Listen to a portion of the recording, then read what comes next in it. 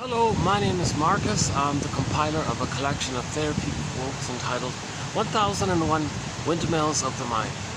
This is part 6 of 6 of TQ 2805. Due to various tech issues with my phone, this TQ quote is being done in multiple parts. Yeah, a little mystery on my end, so let's not get caught up here. So I'm going to have to constantly check the battery this time to make sure it's working. Hopefully it'll work this time finally. At the end of part 5, I was leading up to Eve Hendricks' quote about repetition compulsion. So repetition compulsion just means, it takes two forms. We were in the middle of talking about the two forms it takes. The more benign one called direct, and the more so-called disturbed one or perverse one called identification with the aggressor. So this means if the baby's traumatized with the mother prior to 18 months, that's a critical time there, prior to 18 months, he doesn't want to, he identifies with the aggressor, he becomes the mother now to have a mother, because he had no loving mother. The more the mother's love is unavailable, the more the baby searches for her loving mother, missing loving mother. Now they're already one in the beginning, so the mother's hurting him, but they're one. So he looks into it further. Now he's stuck in the tar pit of a negative union, this trauma bond. At some point before 18 months, he does a drastic thing. He'll say, fine, I'll give myself up, I'll just be the mother, to have a mother. The theory is, if he acts like her, he can then find proxies to play him, shame the proxies that distracts him of how he's going to have to hurt himself now. If the mother hurts him, the map in the mind is like that. So the energy is on the mother end, but he's now the mother end, and the mother hurt him, so in effect he's hurting himself. So the compromises, or how he deals with that pain, is he'll go through life finding others, non-threatening substitute others, or anyone else in the present, whoever it is. Just imagine them as weak, vulnerable, like he was as a baby, and restage the original scene, which was baby was vulnerable, crying for help, mother's active aggressor, mother said no. Okay, he identified with the aggressor. He replays the thing by seeing the proxy as him. He's the shaming mother. So the behavior is he's going to be negative towards the proxy person. So as the earth rotates on its axis, the building and the trees are going to block the sun accordingly. Okay.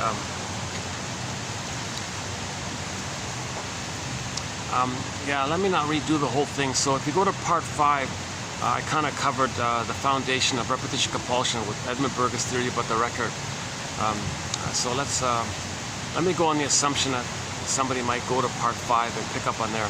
So I don't want to redo part 5 because it takes a bit of time to do that one. So if the baby's traumatized prior to 18 months, he becomes the mother who shames him. New situation. Find somebody to play him while he's the shaming mother who shames him. He shames himself, but he tricks himself by finding a proxy to play him, and by shaming others, that distracts him of how he's shaming himself. So he's doing both. He's shaming himself, he's shaming others with his dark humor, black humor, put down humor, with the attitude, any kind of attitude of they're superior and you're no good. I'm okay, you're not, like that, right? So when the baby's traumatized, his true self, his authentic self is unavailable to him, it's frozen, all this. All he has left is the regression to the time in the uterus when he was on the throne. Let's see. Now it's working. Look at that, now it's loving. Now it's charging up. I can't make heads or tails of this thing. It's very moody, this battery pack. This should be like one video, but it's now in 6 parts, right, over 2 days.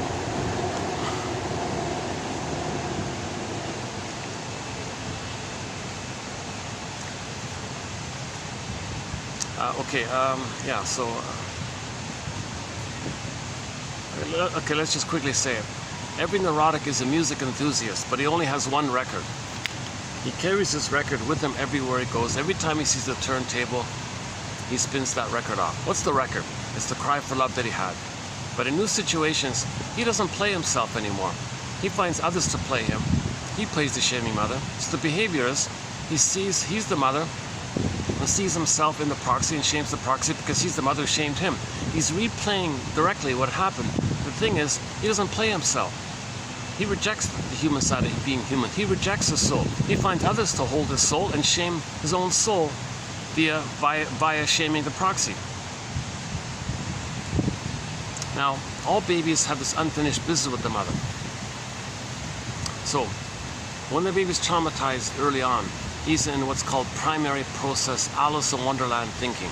Okay, it's things can morph, things can flip, no time, this can be there, condensation, flip-flop, this is the up is down.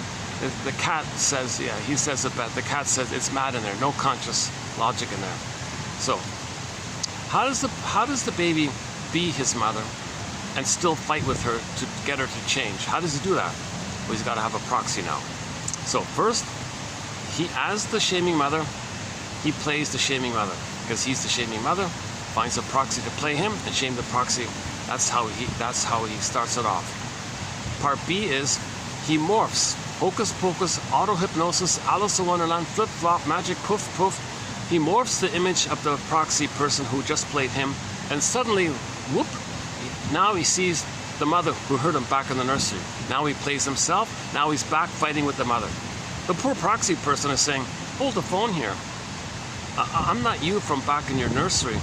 And now you think I'm your mother who hurt you back in the nursery, and now you're fighting me, you're blaming me for what your mother did, and you want to change me thinking you're changing your mother back in the nursery? Oh, this is psychotic stuff here." The person doesn't know he's doing it. He'll make excuses. He'll believe his lies. He can't admit the truth. Okay, so now he does, his skill at lying is like the BPD pattern. Okay, now you see me, now you don't. Hollow mirrors. He'll blame, distract, blame you. Think you said what he just said. Act like he said what you just said. You can't catch me if you can't. He can't admit anything truthful because he's in desperate survival anxiety with his mother. And he's got to continue that battle with the mother. So find a proxy, shame them, and then see them as the mother. You be yourself, and now you're back as yourself fighting with the mother. And you're in survival anxiety. The source point is the baby is in actual survival anxiety from his perspective, from the original baby perspective, when he's nursing with the mother. And the mother's force feeding him, or not being around, or doing it wrong, or rough handling him. Baby thinks he's not gonna die or something. He's in survival mode. That's all he thinks about. So if that's going on in the brain with the sting of personality patterns, okay, anybody traumatized before 18 months can develop one of the sting of personality patterns. Bully pattern, Iago pattern, narcissistic pattern, lower functioning BPD pattern, etc. They're going to come from that kind of unconscious push like this. So that's why if you see somebody with the sting of personality pattern and you point out to them, your behavior was hurtful. They don't care, they don't know. They're in survival anxiety. They're at the attitude of the baby fighting with the nipple, basically, and saying, "Come on, mother." The first mother is the breast mother, nipple in the breast. "Come on, mother, breast mother. Be reliable, be stable." So he wants to control the breast, devour the breast, possess the breast, make it be a reliable breast. So he's in survival because if the breast mother keeps hurting him, how's he going to make it? He thinks he's being abused and all this. So he's in that survival kind of mode. So that's why he's always like fighting like this all the time. Jonoff calls it the struggle. He's always in a struggle like this. So he continues the struggle. In the present, he transfers the mother to the present, to the person of the present. The person in the present, the proxy, is an emotional reincarnation of the mother back in the past, and he continues that struggle because that part of the brain, that survival brain, doesn't know time.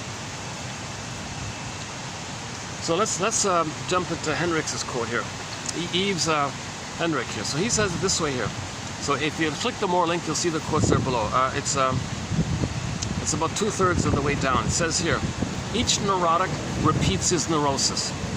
So neurosis, it's neurotic to not love life in the present, to enjoy the present for the present, and see the present for the present, and be in the area of being at home within, with your feelings and joys of the console, and having the quote-unquote more human side of being human, of empathy and reparation, make you feel bad, make you correct, a big family, wounded, understand, reasonable, one big that kind of more human, and the temperament is warm, it's kind of playful, it's kind of kind. We came from Homo botuensis, so there's a little clue there, a little bit like that.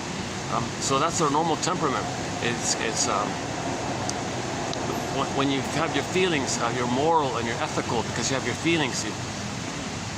Your ethics and your morality because you have your feelings. If you lose your feelings, you're kind of lost like that. Each neurotic repeats his neurosis. So the positive intention is to see your pattern. See your pattern so you can know what happened. When we recreate the thing in the present, that's for us to know what happened in the past. That's the positive intention. The misguided attention is thinking we can change the past. That's misguided. So each neurotic repeats his neurosis.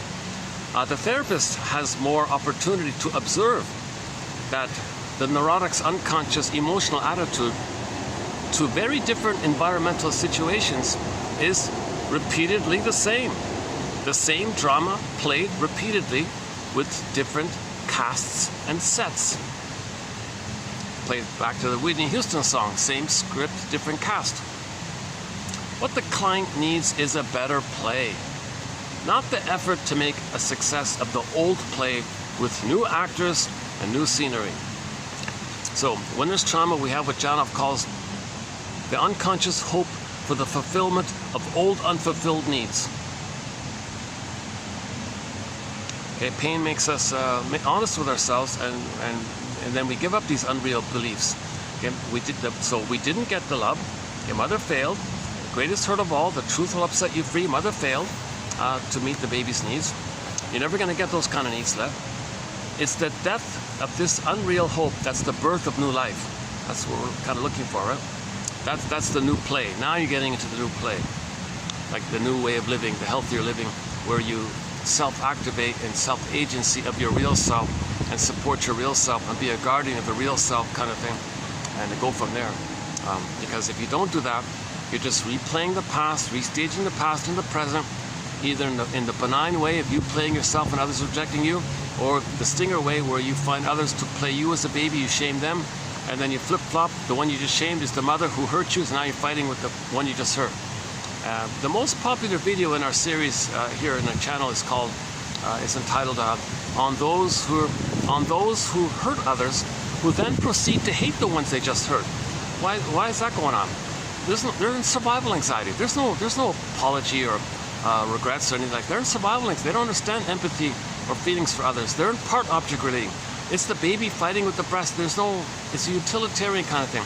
They don't understand. They didn't reach the place of knowing their own feelings because mother never saw their feelings. Whoops, hold on a sec.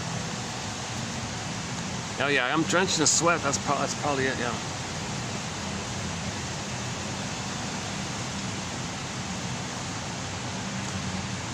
Takes me a while to get here. It's well worth it. It's the only little park-like environment I can find within walking distance. Well, I take the SkyTrain a short walking distance.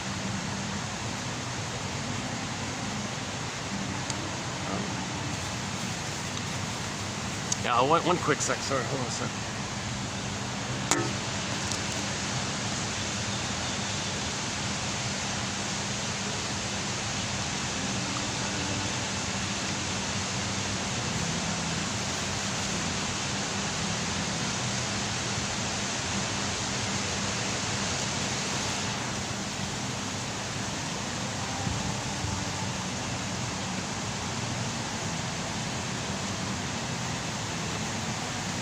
Yeah, okay. Yeah, the guests are starting to leave now. What time is it? Let's check the battery. The battery's holding up. Okay, it's 3:10 here. All right.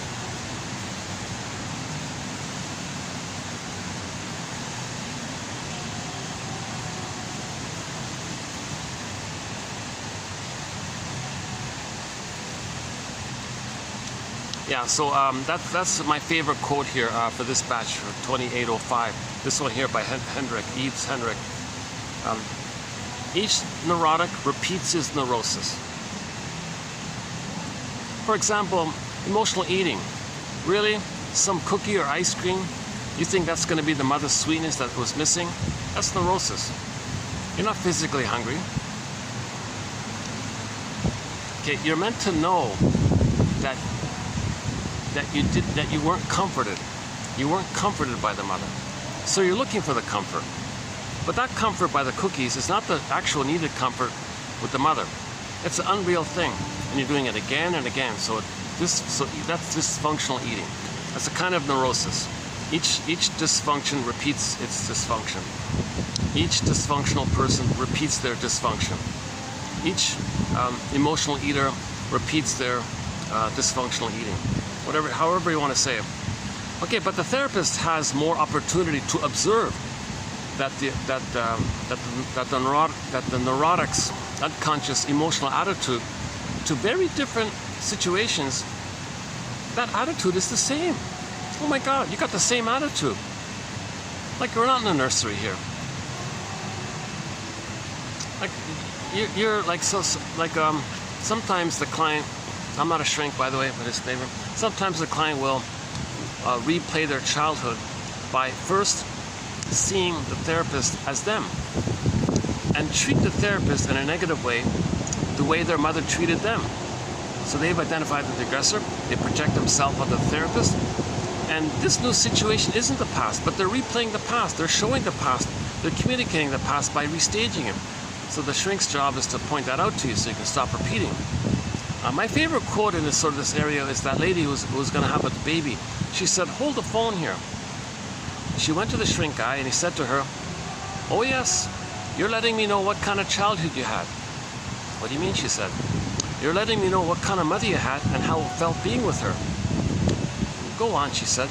"You're putting me in the role of you and you're acting like her, and I feel like kind of push or tug to maybe feel what you felt with her." She wept, she got it, she burst out in tears, she got it, she understood the whole thing. Okay, and then now she got the story, she mourned the loss, she admitted that she didn't get the proper love, that she was unmothered like this, and she identified with the aggressor as a coping strategy, and she's just in this relentless hope of trying to change the past. So she brought up the story, made it conscious, mourned the loss of not having the loving mother that was needed. Okay, and she felt safe with the shrink to do all this. So grief is healed when it's witnessed by a caring other. So the shrink's the caring other. He has the empathy for this. Usually you can't say this with a friend because they're there now. They can't do it, right? Because they're triggered and they don't want to feel what comes up in them. So you need someone who validates what you're going through. Someone understands what you're going through. That's called validation. So the shrink usually says, "You must have a very good reason for saying this." "Yes, you're right, I do." And go on like this. So that woman, by the way, later on she had a baby and she didn't repeat it. She could be a loving mother for her baby. She changed it. She changed it. See, let's say that woman didn't go to the shrink and then had a baby and repeated it with the baby. The baby can't say to her, "Mother, what are you doing here? I'm not you from... Are you hurting me so that you're trying to find out that that's how your mother hurt you? Is that what you're doing? Are you hurting me so you can realize that your mother hurt you?" The baby can't do that. And the part B is, "Mother, do you now see me as your mother back then, and now you're enraged at your mother and you're transferring that rage to your mother to me, and now you're hating me? I'm not your mother from back then." Baby can't do these kinds of things. Okay, that's why you go to therapy kind of thing. To find your story. Once you find a story, you stop repeating. You don't have the story, you keep repeating until you find your story. So we got to find a story. That's what this is all about. 10,000 quotes to help you find your story. And that might be a good advertising on the SkyTrain there. 10,000 quotes to help you find your story. Yeah, how's that, right? 10,000 advanced self-help quotes to help you find your story. That's the best one I think we got so far. Yeah, let's try that. I have this fantasy that you hear on the background of SkyTrain. One of them has no ad on it, so I keep having this fantasy that it'll have an ad for 1001 Windmills of the Mind on it. So maybe that's a new one, right? 10,000 quotes to help you find your story. Be your own story doctor.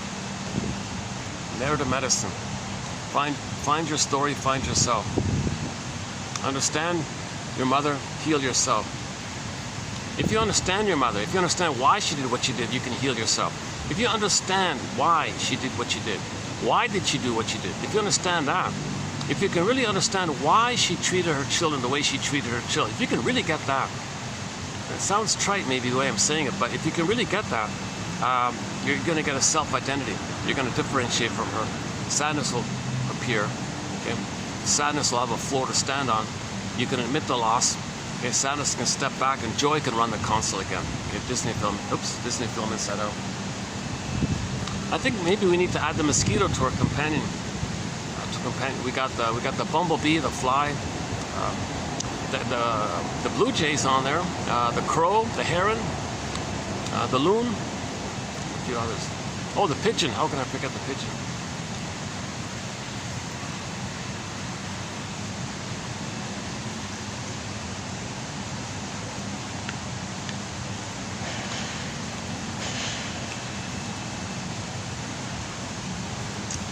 Let me make an adjustment. You know, it's funny. Let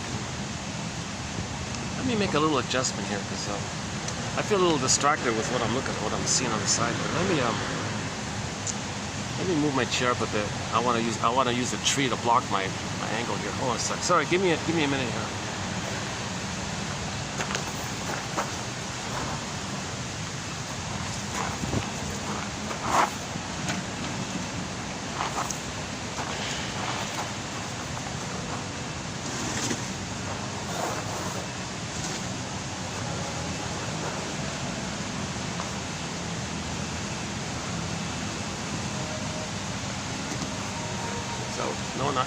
No, not yet. Or, yeah, hang on, I can turn this around. Hold on a second, maybe I can do this.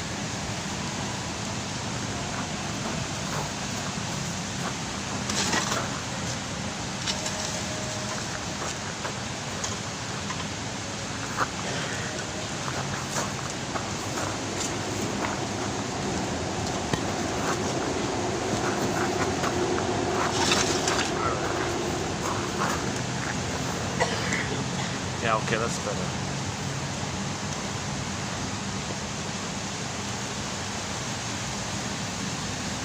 Oh, look at that, the battery. Look at that, the battery thing went out on me.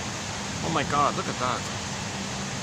It says 17%. I gotta keep an eye on this. If ever a video just suddenly shuts out, I lose it. I can only have the video recorded if I hit the stop button. If I don't, but it gives me barely a 5-second warning. Sometimes I miss it, kind of thing. It gives you the warning, and the warning window blocks the button, so like you're struggling to find it.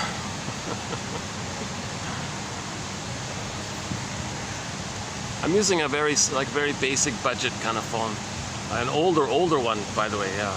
But it's I guess I kind of got used to it. It's convenient at the same time, yeah.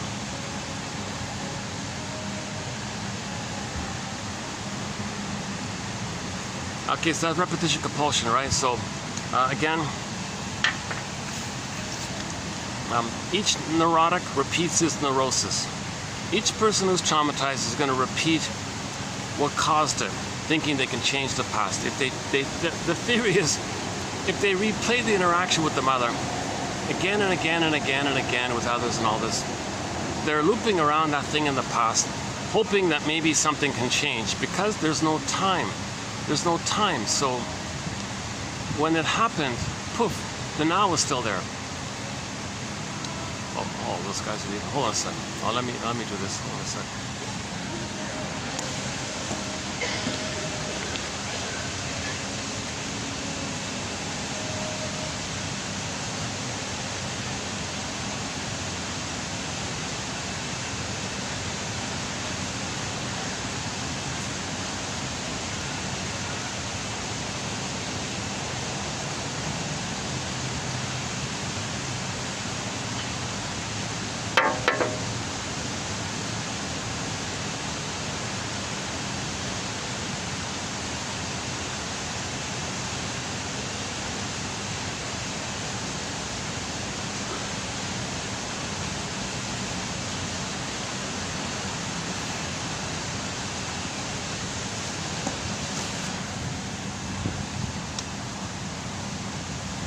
Yeah, see, because of the heat, people can't last out too long, right? So those guys left. Huh?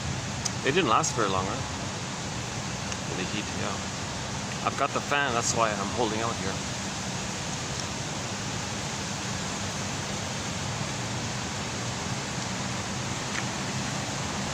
At the same time, it's kind of funny because just when I moved my chair, they got up and left. Like, why would they respond to that? If that's what they're doing, or just a coincidence. Never mind, trivial little thing.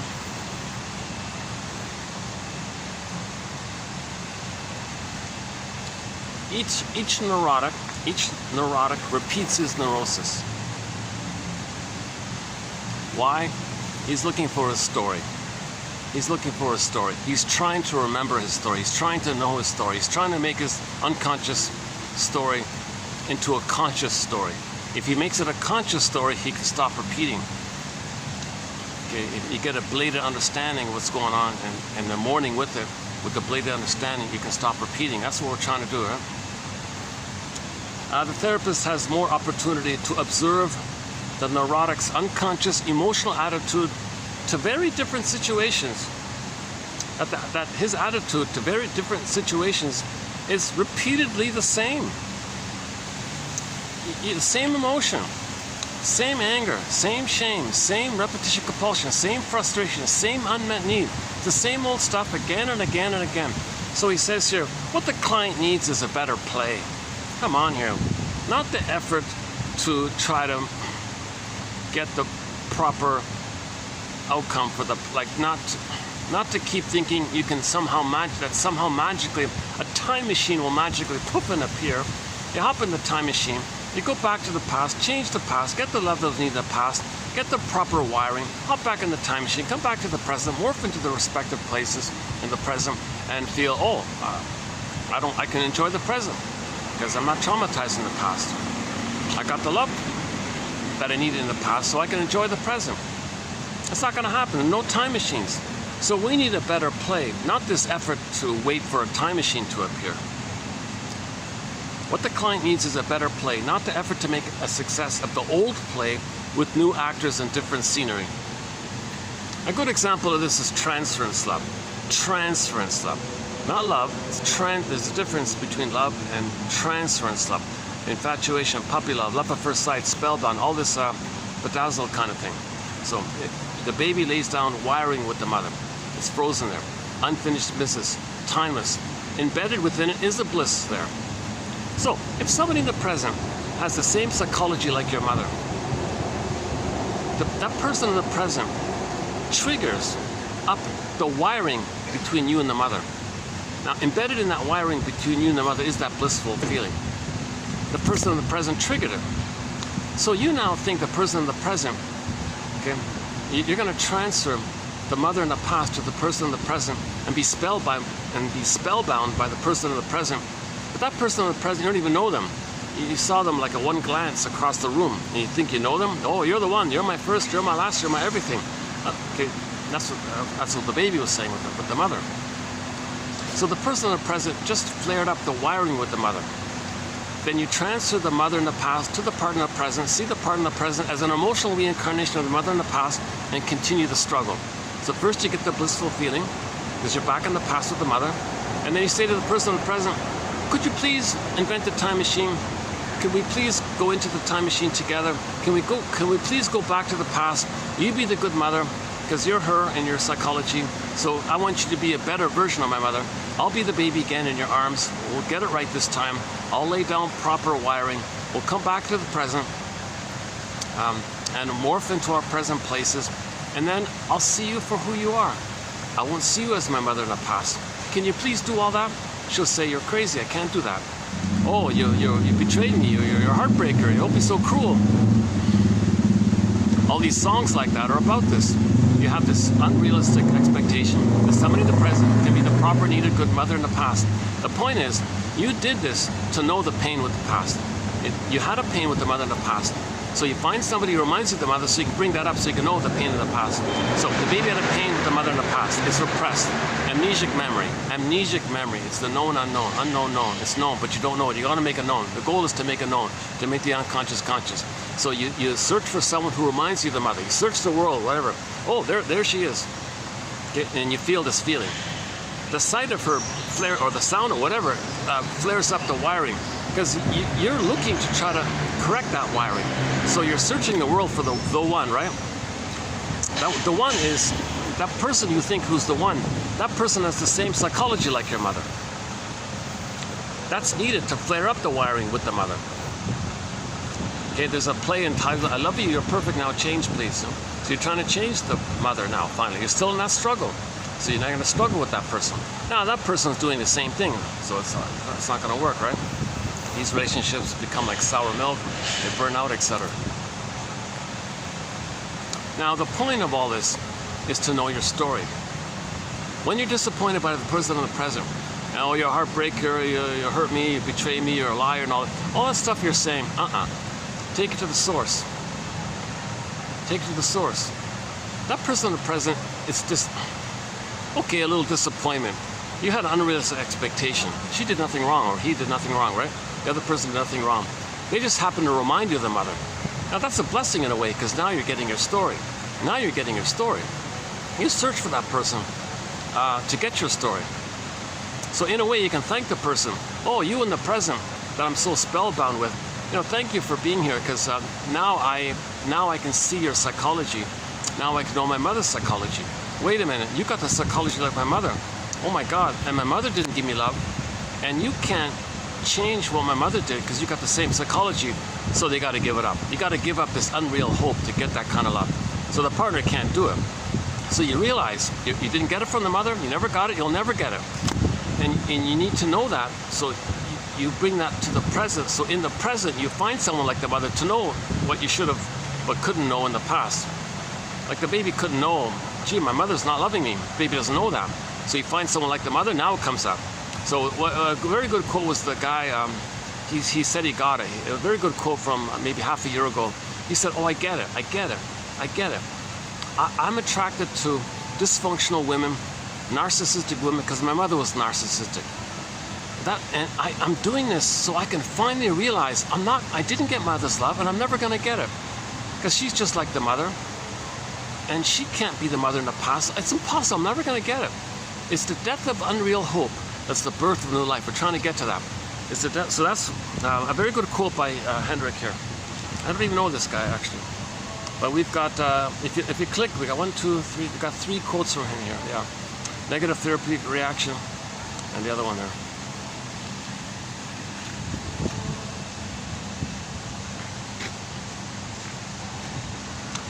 Okay, maybe now I'll get into some, what I was leading up to here. Okay. Is the battery working here? 37. Okay, now what I want to do is sort of like just a side project that I've been doing on the side here. Every 6 months or so, I do a thing called the 48 Symptoms of Homo Traumacus. It's not officially part of the collection here. It's something I'm just kind of exploring, brainstorming. I don't have a set answer here. It sounds kind of flimsy and flaky, and if you hear it, you're going to go, seriously? What kind of psychobabble is this? So that's why when I go through the list of 48 symptoms, so there's 48 symptoms of Homo Traumacus. So I'm going to run through, that's it there. I'm going to run through them. I think this time I'm just going to do an abbreviated I'm just going to do it like an abbreviated, reduced version. I'm not going to do the full version. So I'm going to do an abbreviated version of the main symptoms. I might not do all of them, actually. The last run through, it took me that's the thing, is it takes me 7.5 hours to run through it.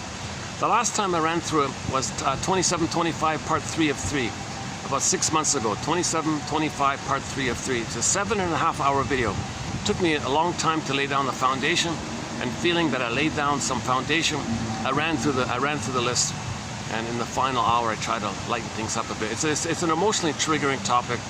It takes me 7.5 hours to run through it, so I'm not gonna. It's already 3:30 here, so I'm not really gonna do the full thing. Okay, so let's begin. The 48 symptoms of Homo Traumacus. A work in progress, an experimental work in progress. It's going to be updated continuously.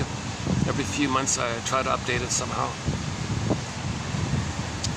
The basic of it is inside out, as above, so below. Repetition, compulsion, identification with the aggressor, trying to find our story. And how this applies, not just for an individual, but like broadly. So this is like sociologically kind of thing.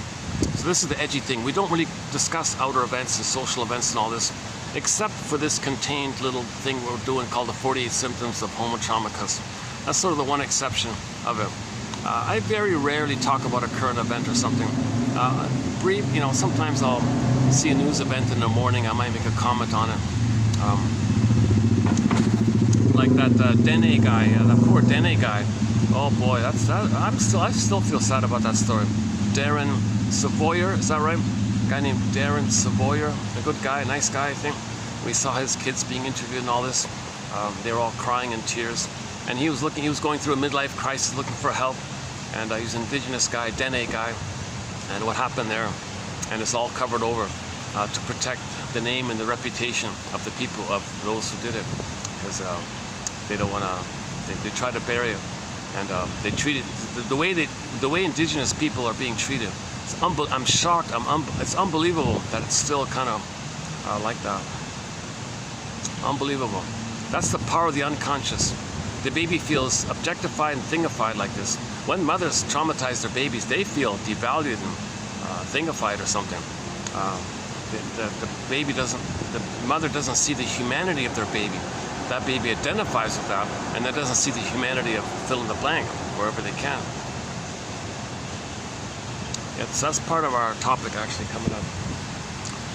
Okay, yeah, this is an emotionally draining topic. Oh boy, I'm not sure if I'm going to get through this. But it's most of the guests have left by now, so I got the fans, so let's try my best here.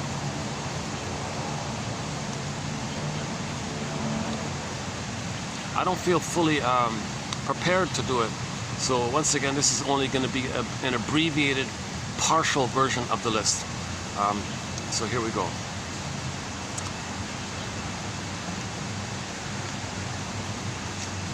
It begins the story. Okay, now part of my resistance to this story is that I'm missing something. I've got blind spots. There's huge chunks of information that I don't know, that I'm not aware of, and I can feel it. There's something missing here. I'm not getting it. There's something important that I'm missing that I don't know yet. I don't have a PhD. I'm not that well read in that kind of area. So that's why I feel like as I'm running through them, I feel like they're just pieces of the puzzle, like little like flakes kind of thing. It's not a solid, kind of complete, cohesive, unified, perfect theory. Nothing like that. So it starts. So I'm starting it off with a song. We begin with a song called Diese Welt.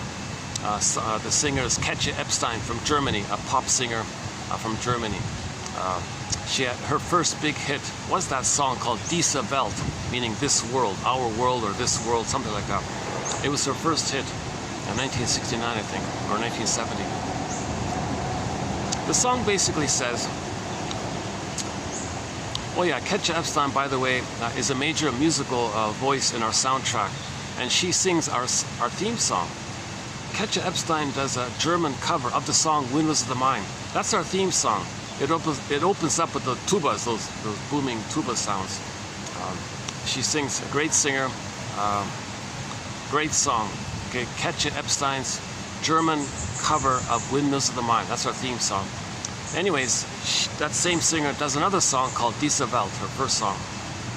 Actually, come to think of it, she sang those songs roughly at the same time, right?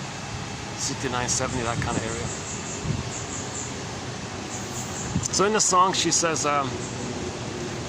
basically she says, our world, this is our world here, this world, our world, Diese Welt, our world, maybe just this one little speck of dust, out there in the universe and all this. But hey, she says, it's our speck of dust. And besides, all of the other specks of dust are so far away. So what do we want? Do we want our children to play happily on the beach and in the parks and all this? Or do we want them seeing dead fish show up on the shore. And this morning I saw some dead, what is it, the sawfish?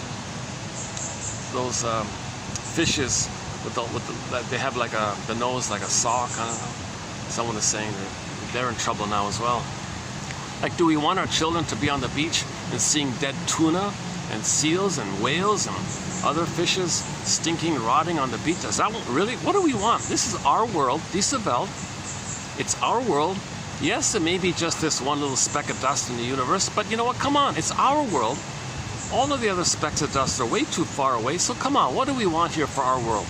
Do we want our children to be happy, or do we want them to be exposed to the dead fish on the shore and all this?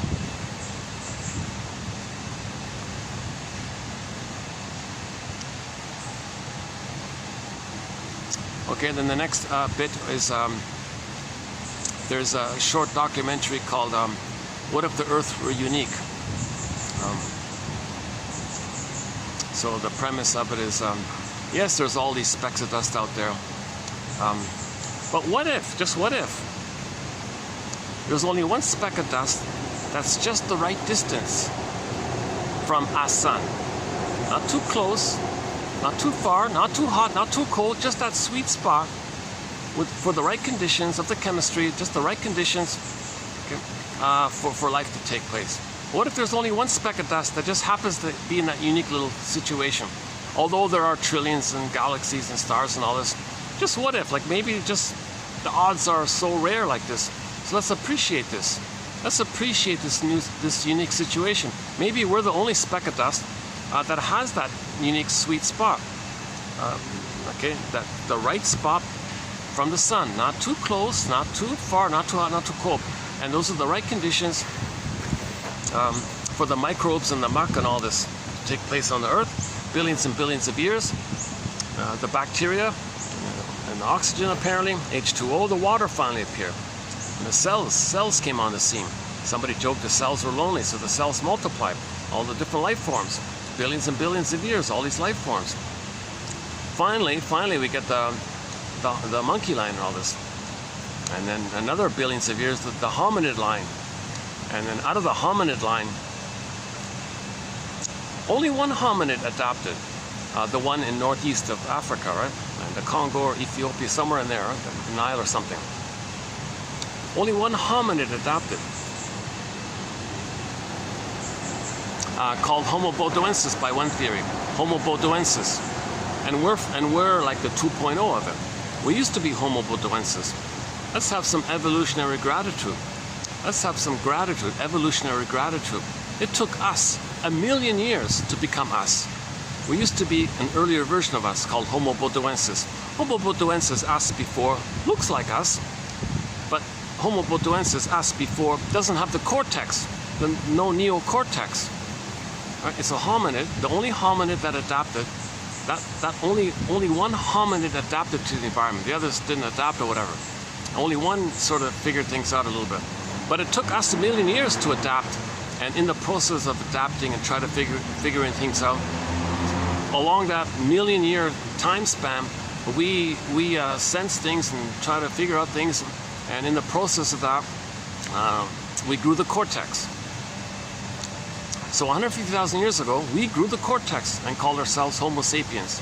So Homo sapiens is like the human advanced version of our earlier state called Homo bodoensis. And somebody joked, if we're from Homo bodoensis, were we like the bonobos? Little joke like that, because the bonobos are in that area, right? But there's maybe some truth to it. Maybe there's a little reference there that we were an affectionate, natural, loving kind of healthy kind of hominid. Long life, healthy, playful, relaxed, easygoing. No envy, no spite, no sadism, none of these disturbed aberrations in the brain due to trauma. There was no. Babies were held by their mothers. Babies were nursed properly. Babies were given a secure attachment style. Babies were loved, so they became loving. That's their natural kind of state. And then we had joy at the console. Yeah, so the reference, click the more link, go to the end there, the last 2 quotes about the Disney film Inside Out, and go to the previous parts, the first parts 1 to 5. Oh, okay, this time it's holding up, huh? 96, let's see. says 68. Okay, I think the thing's finally worked. Look at that. It takes me like 3. My camera shuts out on me like 3 times. And then maybe the 4th time it finally works. Oh boy, what's going on here? This is fairly new, so it's not this. There's something with the phone. There's something going on in the phone. Something's causing the phone to shut down. It does overheat. Let's see, how about now? Yeah, I'm feeling the back of it. It is kind of hot, right? See, if it gets too hot, the thing just shuts down, apparently. It's a safety protection or something. Why is my phone overheating? Maybe the phone has birth trauma. Janov says when the baby's traumatized, his body temperature might be too high. He thinks the body temperature is not meant to, it's not properly, it's not accurate, 98.6. He thinks when that survey was done, you surveyed everybody who was traumatized. So they all said the average was 98.6, so we said that's normal. Well, what if you measured untraumatized people? They have a cooler body temperature. It's supposed to be like 97.9 is the healthy body temperature, sort of in that kind of area. And Janov was saying when people do the healing work, their body temperature cools. Like before therapy, it's kind of hot. They do the therapy process, and some of them get a cooler one. He regards that as a sign that the therapy was a success. If their vital signs kind of realigned and all this, and the body temperature kind of normalized to a cooler place, he thinks 98.6 is too high. It's a sign of trauma. So just quickly, 2745 to 70, we did 26 videos on the work of the famous 70s psychologist Arthur Janov. Sort of a surprise for me. I didn't know him well, but then when I looked into his books, it's an excellent crash course in psychology. 2745 to 70, 300 plus quotes from Janov. A great psychology 101 or Janov 101, jam-packed with material. You'll get a good education if you read those 300 plus quotes. Again, 2745 to 70. Arthur Janov. Don't just only associate him with that original first book, The Primal Screen, made popular by the movie stars and all this. Forget that. Read the post books. He kept writing throughout his life. He died 2017, age of 93, and during his lifespan, he wrote 16 books. And I plucked out what I believe to be the best quotes from his synthesis. I mean, from the books that I was able to access. But it's an exciting collection. If you only get one thing out of this video, read my, well, your mission, should you choose to accept it, is to read those Janov quotes from, again, 2745 to 70.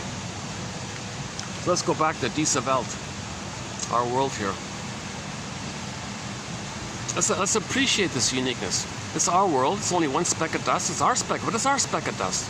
Let's appreciate that. And plus, what if this speck of dust is unique in that there's only one speck of dust out there that's just the right distance from the sun, allowing for this condition. Plus, let's have some gratitude for all the time that's passed to get us to where we are. And let's have some gratitude to the earlier version of us called Homo bodoensis. So we're all from this massive family back in the northeast of Congo, Nile River, whatever it is, that kind of area. So we're all from, Jane Elliott says we're all cousins. She says technically we're all cousins, on average 30 to 50 times removed, because we can all trace back to that massive family in the northeast of Congo, or wherever that area is, northeast of Africa. That's where Homo bodoensis grew the cortex and we became Homo sapiens. And then it's out of Africa, and then we spread around after that. But the temperament of Homo bodoensis, the inference is they were easygoing, like the bonobos, playful, relaxed kind of thing. And all mothers had the natural instinct to love their babies, so there were no disturbing psychology things in the mind going on. No witches and monsters in their mind all the time. And the baby wasn't enraged and morphed the image of his mother into a monster to represent his rage and all. And then now he's dealing with this image now he's dealing with his own image. So these babies weren't traumatized. That's a theory. So we became Homo sapiens 150,000 years ago. And then, yeah, so then we spread around because of, now we have the human brain, the neocortex. So we can speak and write and symbolize, and be conscious, and curiosity, and start inventing things. So now we're more intelligent, I guess. So we had that capacity. And so natural curiosity, what's around us, kind of thing. So people spread around for whatever reason. Or maybe there was a weather issue or iceberg issue, I don't know, ice issue. Or whatever happened, we don't know. Oh. Can you see them? No, I probably can't see them. Yeah, one of the birds, I can finally get a good look at him. There's this really... there's one bird sitting on the chair there. He's got very vibrant colors underneath. I just flew off, yeah. But on the surface, like this guy here, you see on the surface, you don't see much, it's just kind of grayish. But when that bird you see there flies, he's got this vibrant black and white colors underneath. But when he's walking, he looks like a... Plus he's got this shiny blue beak, which is kind of unique as well.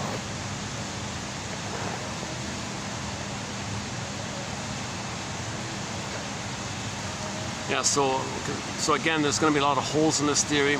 I'm not a shrink, I'm not a professor, my disclaimer.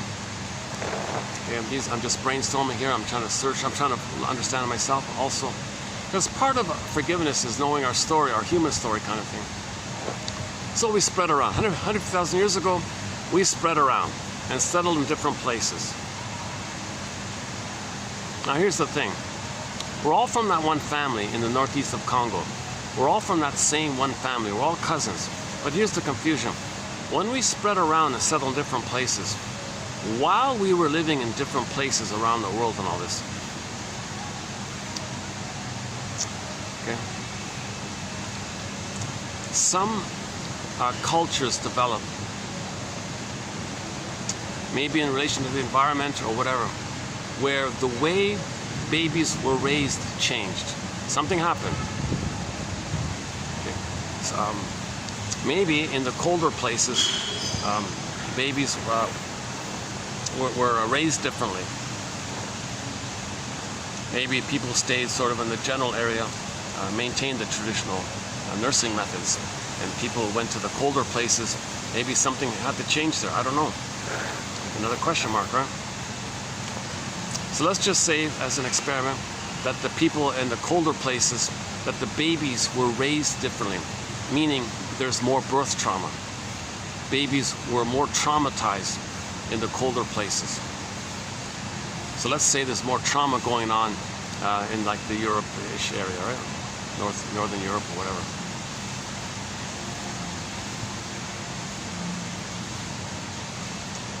And everyone else that's spread around more or less stayed in warmer places and maintained, or whatever it is, they maintained the traditional way of raising their babies. But for some reason, in the Europe area, the babies were raised differently. Just guessing here. Why? I don't know, right? Colder weather, maybe more indoors, maybe more meat or something. The diet changed. Whatever. Now, simultaneously, but not because of it, but simultaneously, in the colder places, there's less sun. So, the chemical that's responsible in us, that produces the tone of skin, hair color, and eye color, okay, interacts with how much sun we're exposed to. Now, we're talking 150,000 years, right? So, over 150,000 years, over that long period of time, people who lived where there was less sun, so quote-unquote lost the tan, lost the melanin.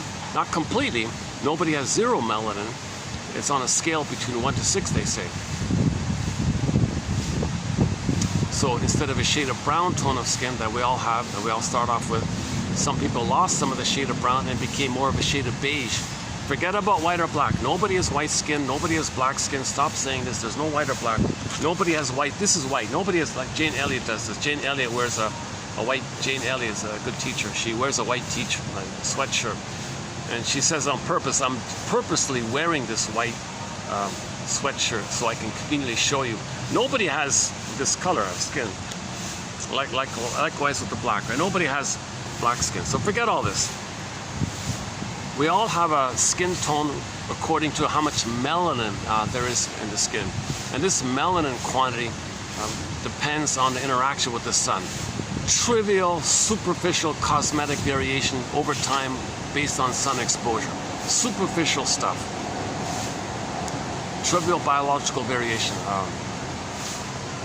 What's his name? The guy who wrote the book Prejudice, the classic book Prejudice, 1950 something. Alport, that guy. Trivial biological variation. I have mixed feelings about that book. That book's sort of like a history of prejudice. It's kind of like a lengthy history of prejudice. There's only a part of it that's psychological about projection. He talks about mote beam projection and direct projection. But that part's okay. I think it was chapter 24 if I remember correctly. Oh, that was a while ago, yeah.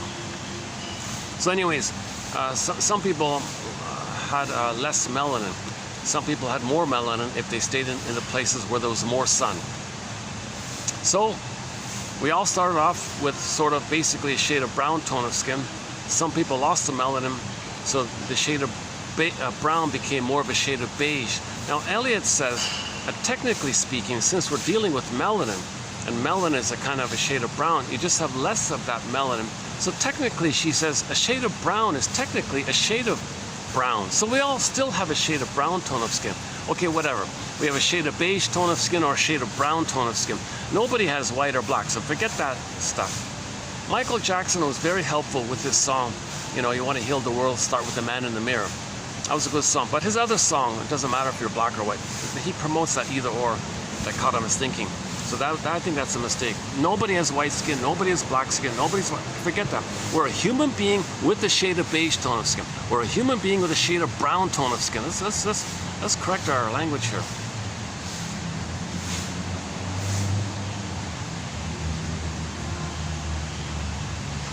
And the one with a shade of beige tone of skin, even if it is down to 1, it's very beige like that.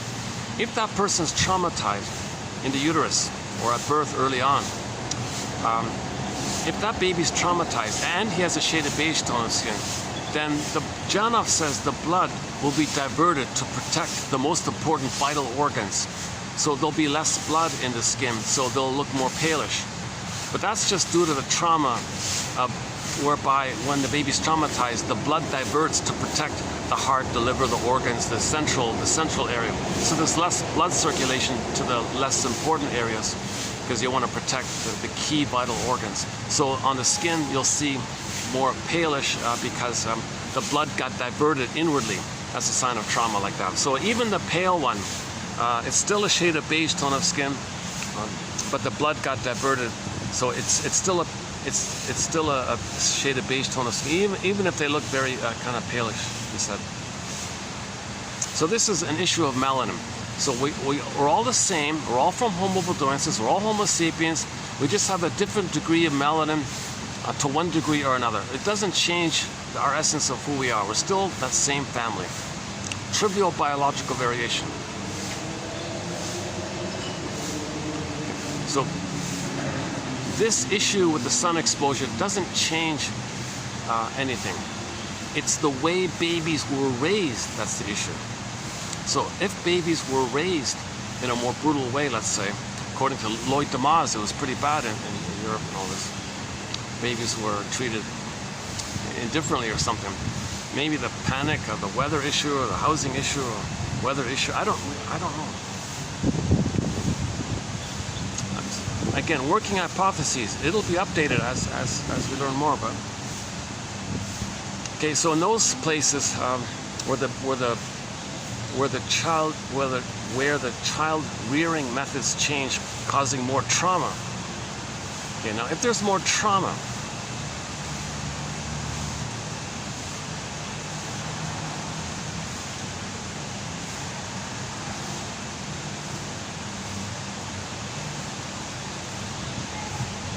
Yeah, I'm glancing around because oh, I think it's innocent. Okay, it's innocent. Yeah, okay. See, I sometimes have that reaction, like someone like points, taking selfies and taking photos and things. They're just taking photos all around. I just happened to be in one of the pictures that someone just took. That kind of caught me off guard, kind of thing. That's why when people pass by, I do that. I turn the camera because I have that reaction, like, why are you taking a photo of me? What do I got to do with anything? But no, they're just taking the scenery and all this.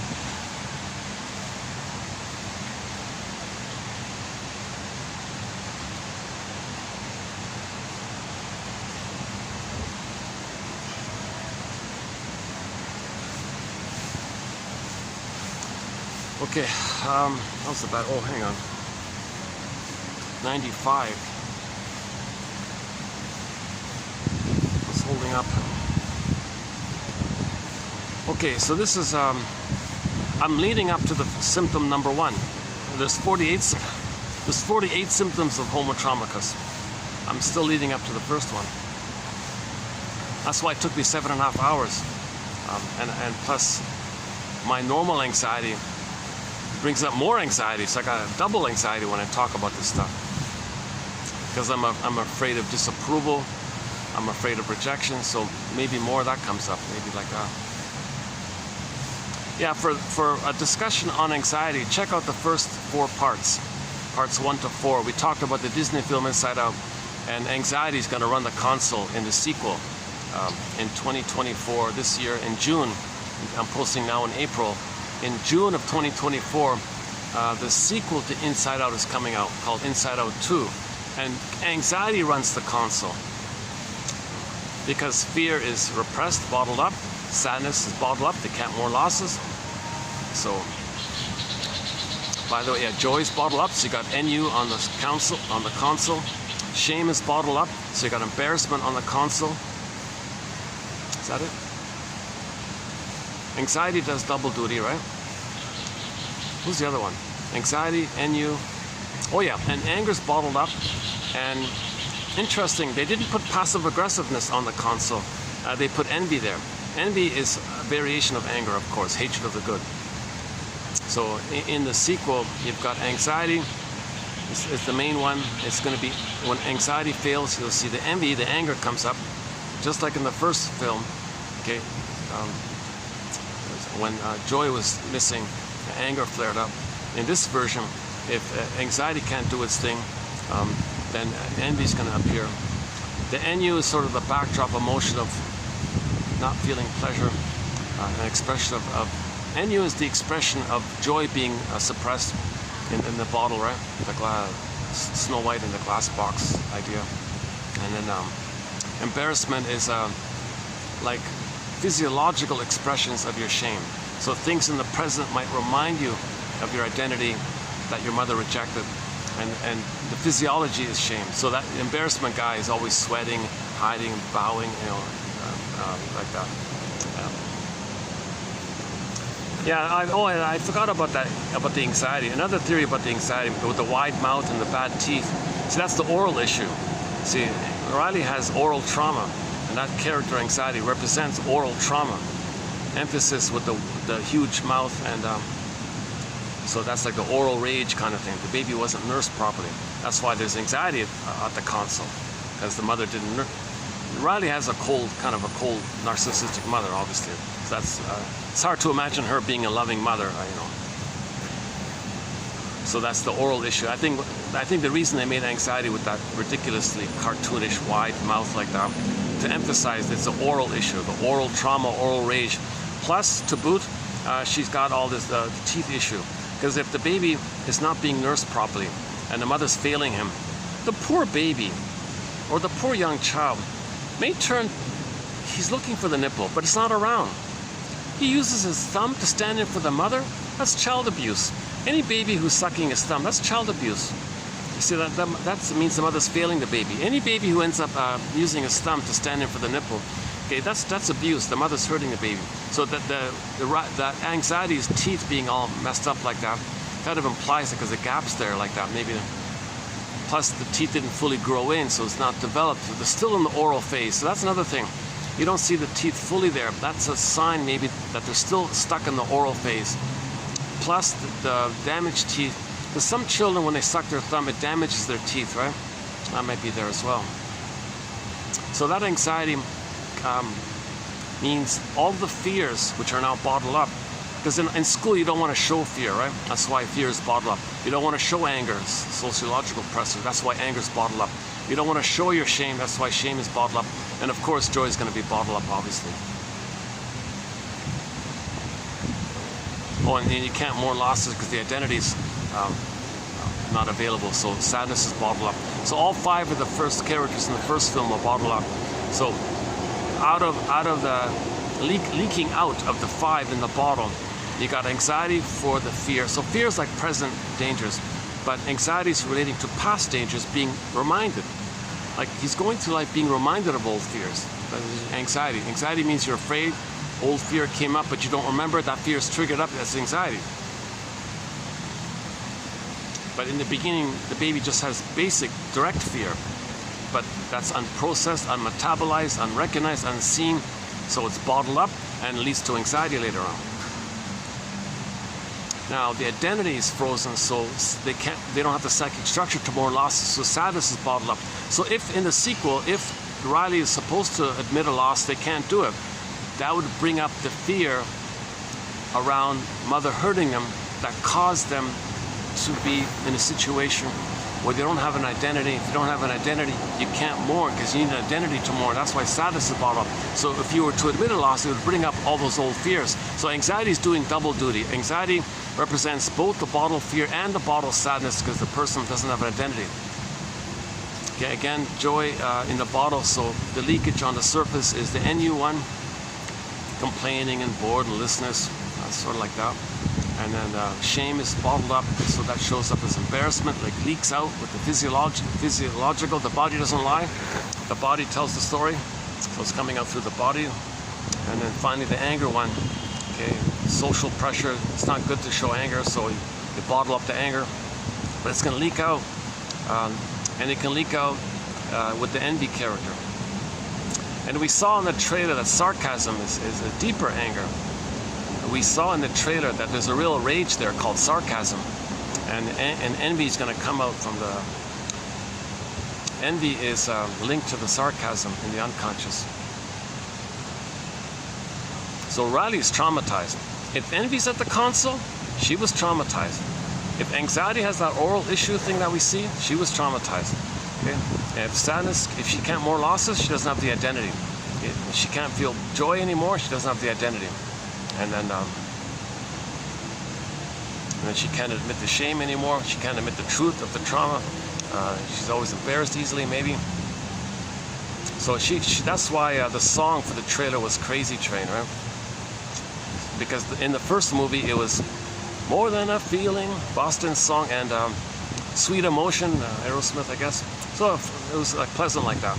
Now, when he entered in the sequel, Riley's entering into the new world, age 13, going into junior high school or middle school, got a whole new console, a whole new transition there. The song was Crazy Train in the trailer. Boom, boom, boom, boom. I haven't heard that song since high school. I haven't heard that song. Oh my God. I guess I heard it as a kid myself. I never heard it since, I don't think. And suddenly I saw the trailer. I'm reminded of it. So in terms of teaching emotional literacy, so the makers of Inside Out, he said it right here. The 2015 film Inside Out, directed by Pete Docter and Ronnie Del Carmen, has the declared intention of educating and promoting knowledge on emotions in a world where inner life seems devalued. This is a film about loss and the importance of mourning. And it goes on. So he wants to help us have some emotional literacy. This film, Inside Out, it shows us that we have two kinds of emotions. The primary basic ones of joy and sadness, but in the first film it was zooped away, then it went back to the survival brain of fear and anger. Now in high school, or junior high, we see all of that bottled up, and the surface animations of it: anxiety, ennui, embarrassment, and envy for the anger. Yeah, interesting. Very clever thing they're doing. Very, very clever. Very good. And now this whole issue of why was she so infatuated with that Valentina woman? Is it going to go that direction? Is Riley going to look for mothering from this attractive older woman? Is it going to go that direction? Because apparently that's one theory, that some mothers, some women, look for mothering from another woman. And it could go that way because her actual mother did seem kind of cold, right? She's unhappy in her marriage.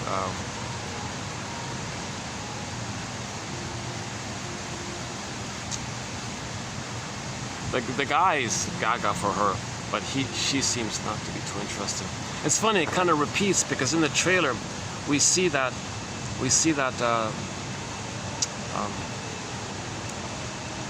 there's a 5-minute follow-up to Inside Out called Riley's First Date, and we see that she has a young fellow likes her. She's indifferent to him, treats him like a brother or something. So she doesn't care about the guy who's crazy about her, but she's crazy about some older woman kind of thing. Now we don't know if it's just high school admiration or if it's going to take that direction. So after I see the film, I'll update it.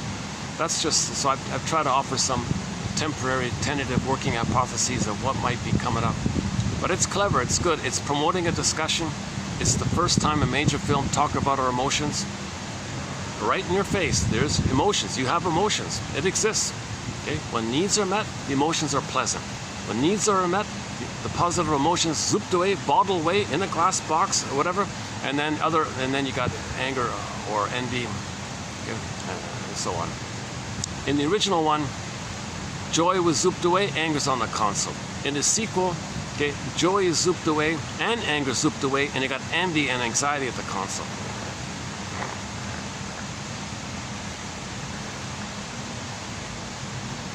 What's the battery? Battery's holding up. This is holding up. Okay, let's keep. What time is it? 4 o'clock. Okay, I still haven't finished the I still haven't finished the first symptom of homotraumacus. Okay, so let's say people in Europe had a harder time at the birth for whatever reason. At the same time, that coincided with people having less sun. Nothing to do with this shade of tone. Nothing to do with that. It's about more trauma taking place in those places. Okay, so people are in different places all around the world, right? Now, when a baby's traumatized, the more traumatized he is, the more he needs to see others no good, as a projection of him being no good by the trauma. The more the baby's traumatized, the more he has a need to reject others who function as proxies for himself, because the mother did that to him. The more the babies are traumatized, the more they identify with the aggressor, the more of a need to not feel or admit that they were shamed, the more of a need to find proxies to play their unloved self and to shame them the way the mother shamed them. There's a greater energy in that area because there's more resistance in that area. One second.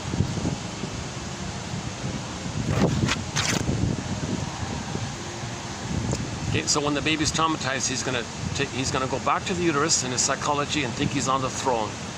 His authentic self, he'll project out and say they're no good. Him thinking he's on the throne, he'll say I'm okay. Okay. Now repetition compulsion, he replays it. He plays the shaming mother who shames him. He finds a proxy to shame him. So now, imagine that like as a grouped up phenomena kind of thing. Like a lot of people like that. A lot of people with this, and they're all together like this. Okay. There's a lot of tension going on.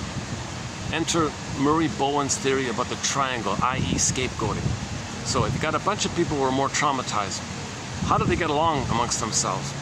Too much hostility, too much anger, so they gotta find a scapegoat.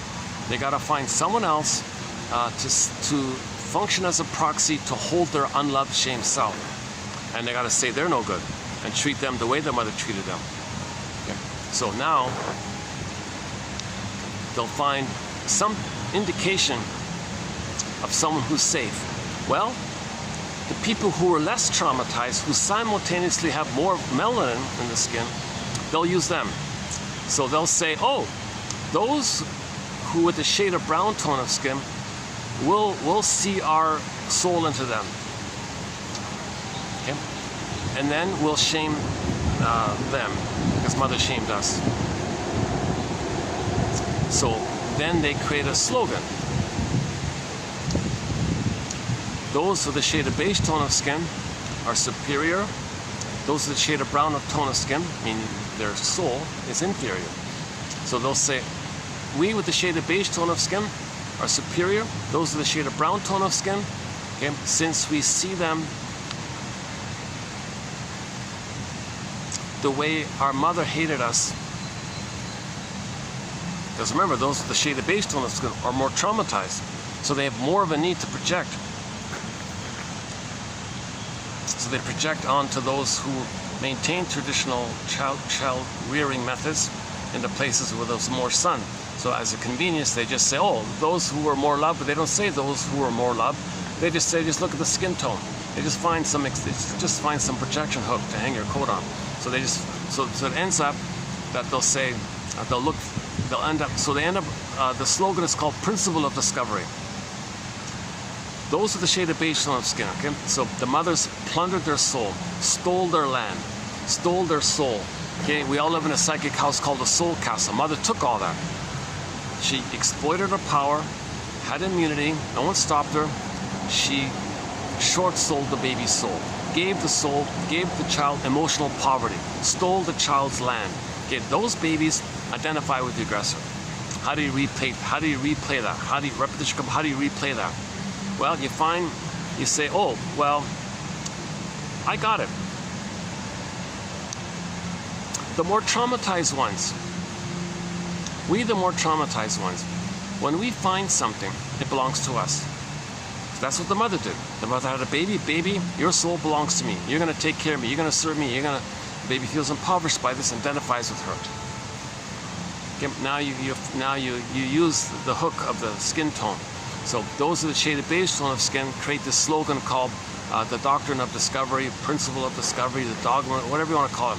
And their slogan is, well, if we with the shade of beige tone of skin find something, it belongs to us. I.e., if we with the shade of beige tone of skin find some land or property or resource value or whatever, and there's a shade of brown tone of skin, well, wait a minute. Those with the shade of brown tone of skin, they're going to play our innocent soul. Mother shamed our soul.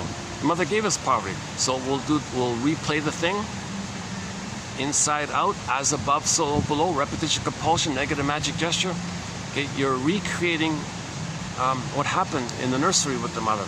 And they got a whole bunch of people doing this simultaneously. So the behavior is, for example, the indigenous people, right? So people went to Turtle Island, 70 million people living there for 100,000 years with their various cultures. The Dene up in Yukon area, I guess. Okay, the Iroquois, and you got the Mi'kmaq, and you got the Inuit, and you got all the various groups all over the place. Well, they all have a shade of brown tone of skin, don't they? So they find Turtle Island. Oh, Turtle Island. Wait a minute. The people on Turtle Island have a shade of brown tone of skin. They can represent our innocence. They can represent our wounded, unloved soul. Now, Mother damaged our soul. Mother gave us poverty. We're to her now. They can play us. We can replay the thing. Mother stole our soul land. We can steal their land. Let's enter the song, Stole the Land. So they steal the land. The indigenous people are saying, why are you stealing our land? Well, Mother stole our land. Okay, it's a survival anxiety. They got to repeat never-ending fiery art, a compulsion. They're searching for Mother's love by repeating what happened to them. So those with the shade of brown tone of skin, okay, they're playing they want to see them those with the shaded brown tone of skin, okay, function as a proxy of their original childlike need for love and all this. Okay. Well, you can play us crying for love. We're gonna do to you what our mother did to us. So we got to replay it. I don't want to cry for love. Mother hurt me. I can't replay that. You cry for love. I'm the mother who hurts you because mother hurt me. I don't want to they're still hurting themselves, but they distract themselves when they hurt others. So they're hurting themselves and hurting others.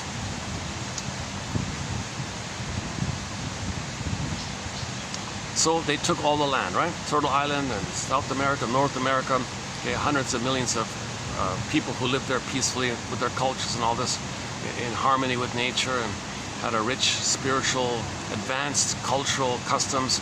They had healing traditions. They had rituals, song, dance, and ritual to heal people. They had a very ethical kind of place. Babies were held in love. The tips between them, they were kind of contained, and it was minimal. A lot of times they solved their problems with competitions and things. There was no over-the-top cruel things taking place. So they did live in harmony, more or less, in nature,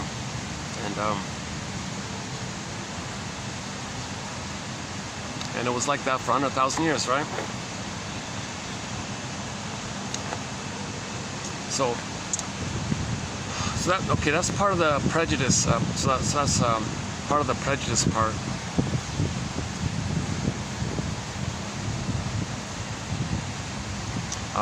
Okay, hang on. One second.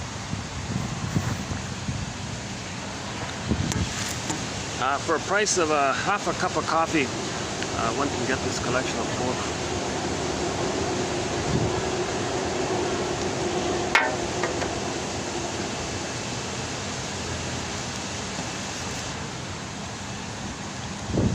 I think I've overlapped it with something here. I think I've got ahead of myself here.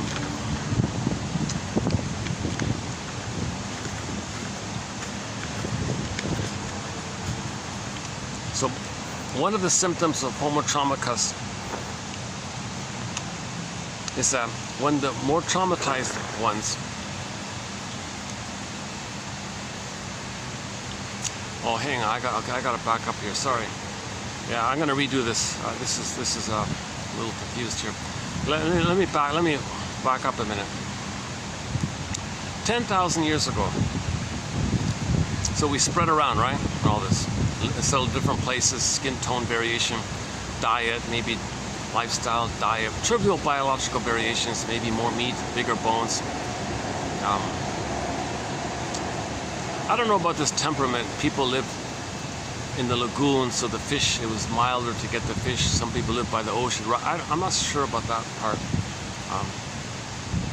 But maybe the more meat and dairy made people taller or something.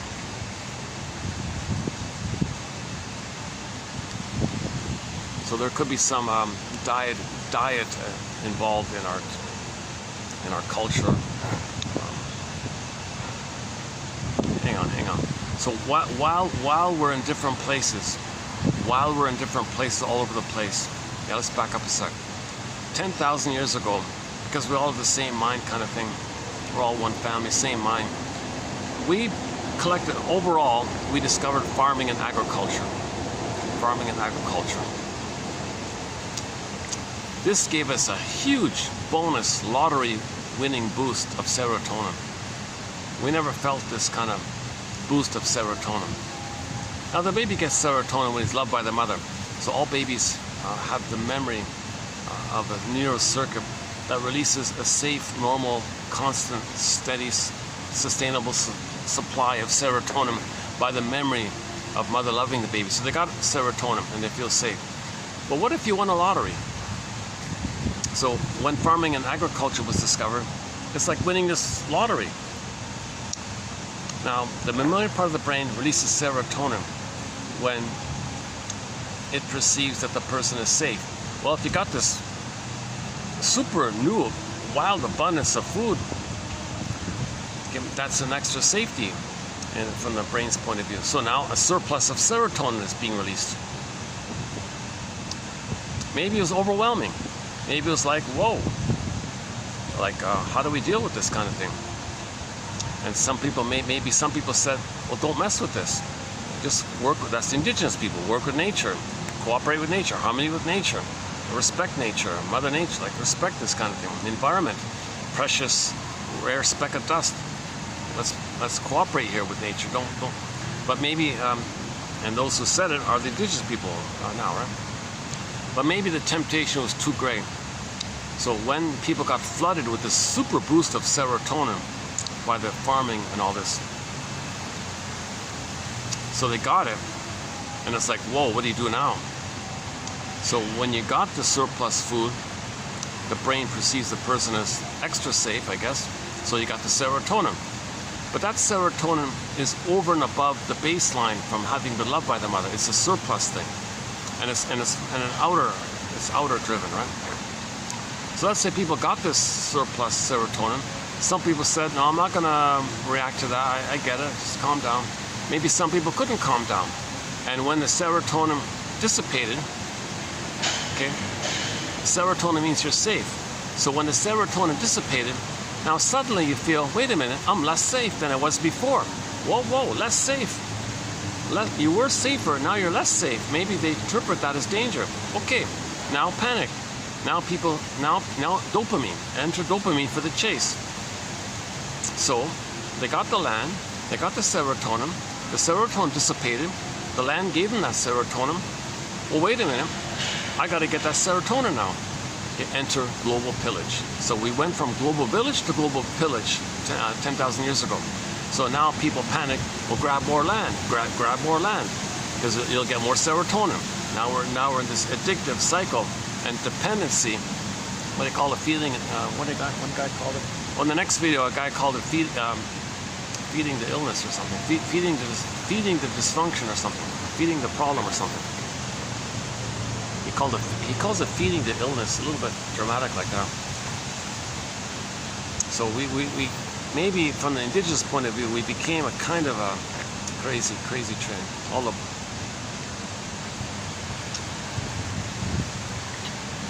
So we to get the extra serotonin, we needed more land, enter pillage.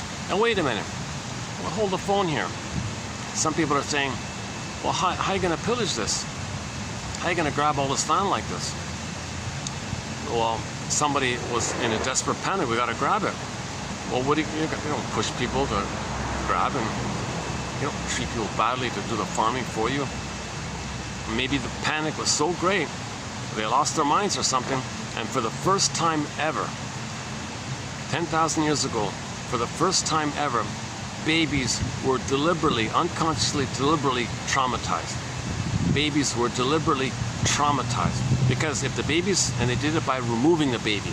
So they removed the baby from the mother. That'll do it. If the baby's removed from the mother, put on a scale or put away in another room, that'll do it. If you don't maintain the continuity of the cord and the mother, and leave the cord, leave the placenta, hand the baby directly to the bosom while the cord's still there, and the baby latches on and suckles. If you interrupt that, he's traumatized. So babies were removed. Now when the baby's removed, in his mind, he's enraged, creates an image in his mind as a monster. That monster is his rage, by the way, basically. So he thinks something hurt him, terrorized him, he's enraged, and creates an image of a monster in his mind. That baby is now going to be engaged in repetition compulsion. He's going to treat others the way he was treated, with the fantasy that if he repeats it, maybe he can change it and heal him. It's misguided, doesn't work, he's not aware of it. That's the psychology needed to pillage. The psychology needed to pillage was to traumatize the babies. They'll have the psychology to repeat what had happened to them. So somebody said to them, hey, you babies, and now you're a little older now. Remember when you were a baby and you were traumatized and you want to repeat what had happened to you with the fantasy that you can change what had happened to you? Well, over there, across the lake over there, there's some land over there.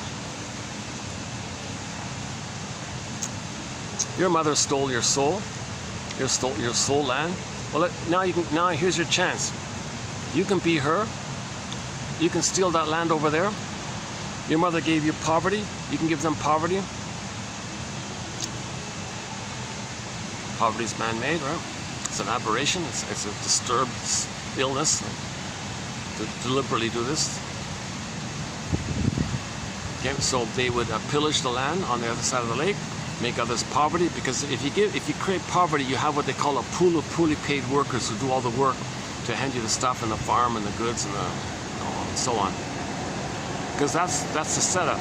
The baby believed his mother stole his goods. So he's the one who then steals other people's goods because mother stole their goods. Mother stole his resources, he steals other resources outwardly like this. So babies were traumatized 10,000 years ago to create a psychology of repetition compulsion and with the fantasy that you can change what happened. So babies were traumatized, okay, to facilitate this new model called global pillage, to get the serotonin. So now we're pillaging to get the serotonin. So let's say this takes place all over the place. Let's say to one degree or another, one time or another, whatever. Now let's say in Europe there was a greater trauma in this area, hence a greater urgency, a greater anger around this area. So you create a slogan to facilitate your plundering and pillaging. So those with the shade of beige tone of skin would plunder the planet because their mothers plundered their soul. Mothers gave them emotional poverty, give others poverty. That's one symptom of homo traumacus. And so babies were, so we used to have what's called a tolerant personality. So when babies are traumatized, they end up with the prejudiced personality.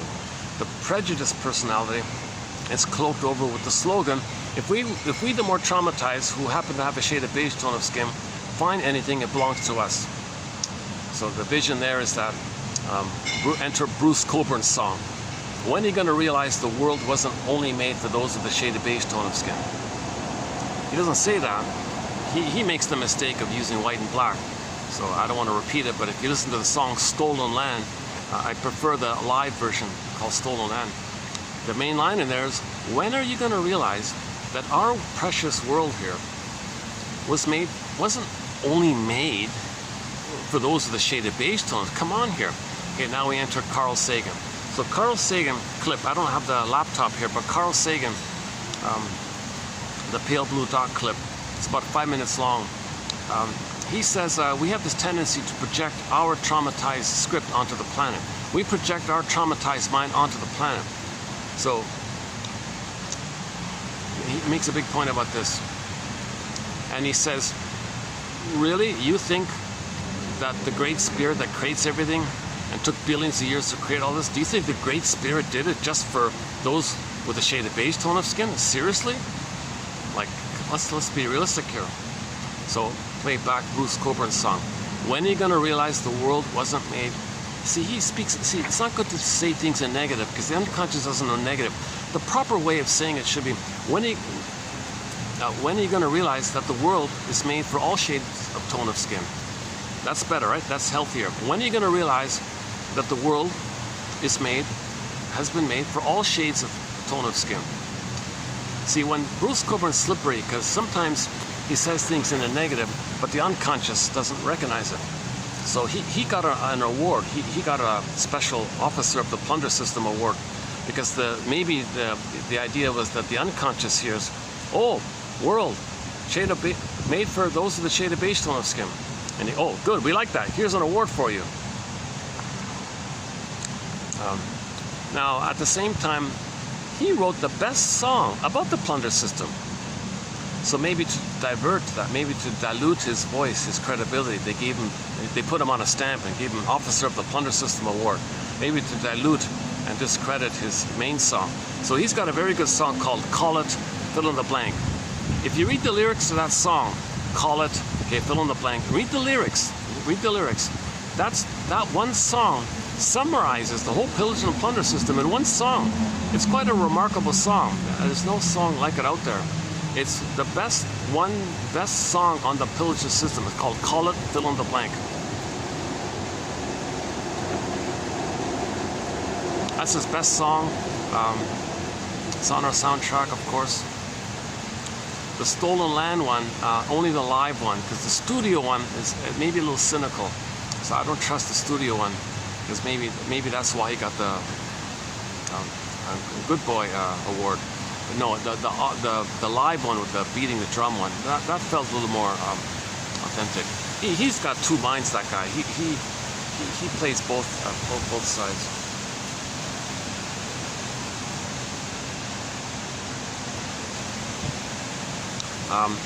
On the lighter side, we have this song, "The Coldest Night of the Year" by Bruce Cockburn. The original instrumental of "When It's Gone, It's Gone." Dun dun dun dun. That one there. What else do we have? Is that it? I think that's it. I think that's it, yeah. "Call It," fill in the blank, "Stolen." Okay, the live one, "When It's Gone." Oh, "Strange Waters." Yeah, strange. That's a good one. I like that one. "Strange Waters." Just for the music, I don't even know what the word means. Just for the musicality. Yeah, that's it. Those songs, right? "Call It," fill in the blank, "Stolen Land." Okay, live. The original acoustic, "When It's Gone, It's Gone," and "Strange Waters." Yeah, those four songs are on our soundtrack.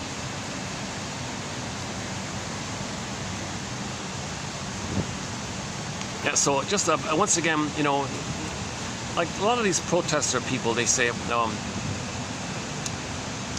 like, don't say what you don't want, say what you want, right? Like, the unconscious doesn't really hear negatives. The unconscious doesn't take orders.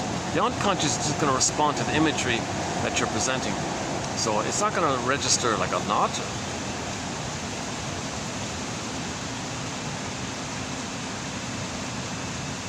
So when you hear the song, when you're going to realize that the world wasn't only made for those with the shaded beige tone of skin, the unconscious might hear, the world was only made for those with the shaded beige. Whoa. Okay. Oh, good boy, Mr. Cockburn. You're an officer of the plunder system. And he's sort of into... in other areas, you can see he's sort of into it. I notice in recent concerts, he doesn't sing those songs, neither of them. He's doing it's boring stuff now.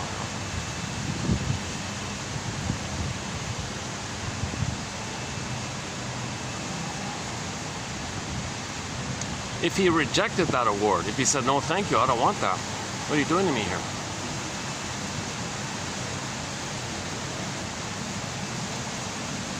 But maybe they want to dilute his voice or something. So you co-opt his voice. No, people, don't believe he's a voice for healing. He's not a voice for healing. He's a voice for creating poverty. See, we put him on a stamp. And he went along with it. He could have said no, or maybe he was forced to accept it. I don't know the full story. He's a very schizoid, detached, kind of complicated character, that one. I really still don't understand him.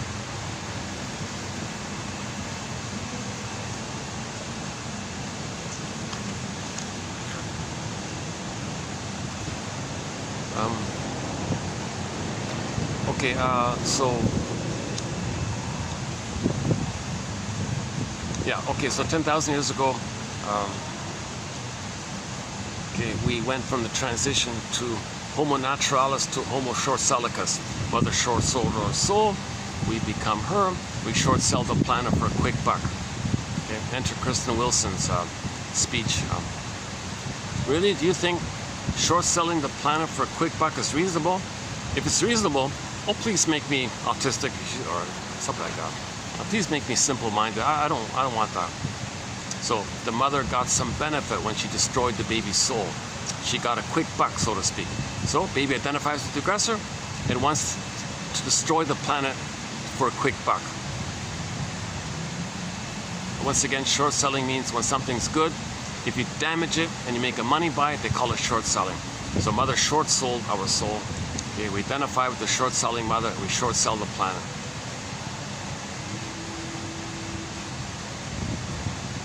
Okay, why don't we do the envy one then? Okay, the envy, another symptom of homotraumicus. Yeah, so envy's on the console and inside out too. So envy, the envy breast, the envy mother, took away the baby's goodness. So he identifies with the aggressor. To have a mother, he's got to hate goodness the way his mother hated his goodness. So if he sees goodness, he's got to hate it. And a famous short seller, I guess about a year ago or 2 years ago, I forgot, a famous short seller, a gajillionaire guy, whatever, he went on camera, and I guess he's, you know, trying to, either he's genuinely throwing humanity a crumb because he's in his he's 90 or whatever, and he wants to maybe do something. Maybe he's changing, maybe he's growing a soul, I don't know. Or he's just doing some narcissistic display. Look at me, admire me for destroying the planet. I want you to admire me because my mother didn't admire me and see me. Please see me. So I'm going to tell you something that's called narcissistic giving. They throw you a crumb, but the purpose of which is to make you admire them, because when they were a baby, mother didn't admire them. So again, mothers are meant to look at the baby. Oh, wonderful baby, look at you. Oh, that's awesome. Oh, wonderful. Oh, that's incredible. I love it. Look at you. I see you. That's awesome. Mother's meant to do this kind of idealizing kind of thing up until 18 months. If they didn't get that, maybe they want that. So they'll throw you a crumb, but it's not a genuine effort. It's just a trick to get the admiration. That's called narcissistic giving. We talked about that about a year ago, I think. So anyways, this famous short seller went on camera and said, dear people, we're destroying the planet for a quick buck. You think it's greed. We brainwashed you to think it's just simple greed, that we're looking for mother, that it's this oral rage issue. Mother didn't nurse us, so we think the planet is a breast and we're sucking it dry because we didn't get satiated at the breastfeeding time because we got the powdered stuff and the nanny was angry at us. It was faulty there, so we're trying to get a proper breastfeeding experience. So we see planet breast, we want to suck it dry. You think that's all it is? No, that's a part of it. That's the tip of the iceberg. The real engine for plundering the planet is envy. It's envy. Mother hated our goodness. To have a mother, we got to hate goodness. So on the planet, there's lots of goodness on the planet. So we got to see it damaged. Then we feel safe with the mother who damaged our goodness. Envy is the driver of the pillage and the plunder, not greed. Greed is just a tool for the envy. Envy doesn't care about the greed. The person can be greedy, get something. There's no gratitude. Envy doesn't care about. It's not going to say, "Oh, it's not nice." Envy doesn't care about that. Envy likes the idea that greed destroys. Greed is destructive. Envy loves that. So it's as if envy says to greed, "Greed, do your thing, because what you're doing is destructive, and I want to see goodness destroyed." Envy's driving the plunder system. So I'm not sure which way to go with him. It doesn't, never mind his motive. Let's look at the message. Look what he said. Here's a trillionaire, or one of these billionaire, trillionaire, or whatever. He said, we're doing this, and he's still doing it. 90-plus-year-old guy, I'm still plundering. Why? I got 100 castles, I got 100 yachts, or whatever. I got 100 islands, or whatever. Why is he still doing it? Why is he still destroying the planet? Like, why? He's got everything. It's not about greed. It's about seeing goodness damaged. Because that's his connection to the mother. That's his identity. His identity is acting like the mother. He doesn't have any other identity. His only identity is this false identity. Again, the false self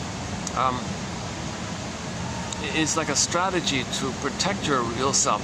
It's not meant to replace it. You're not supposed to think that your false self is your true self.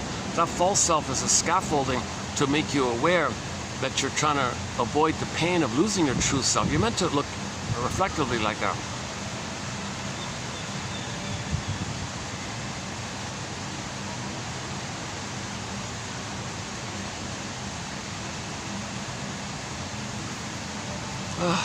Oh, the battery. Hold on.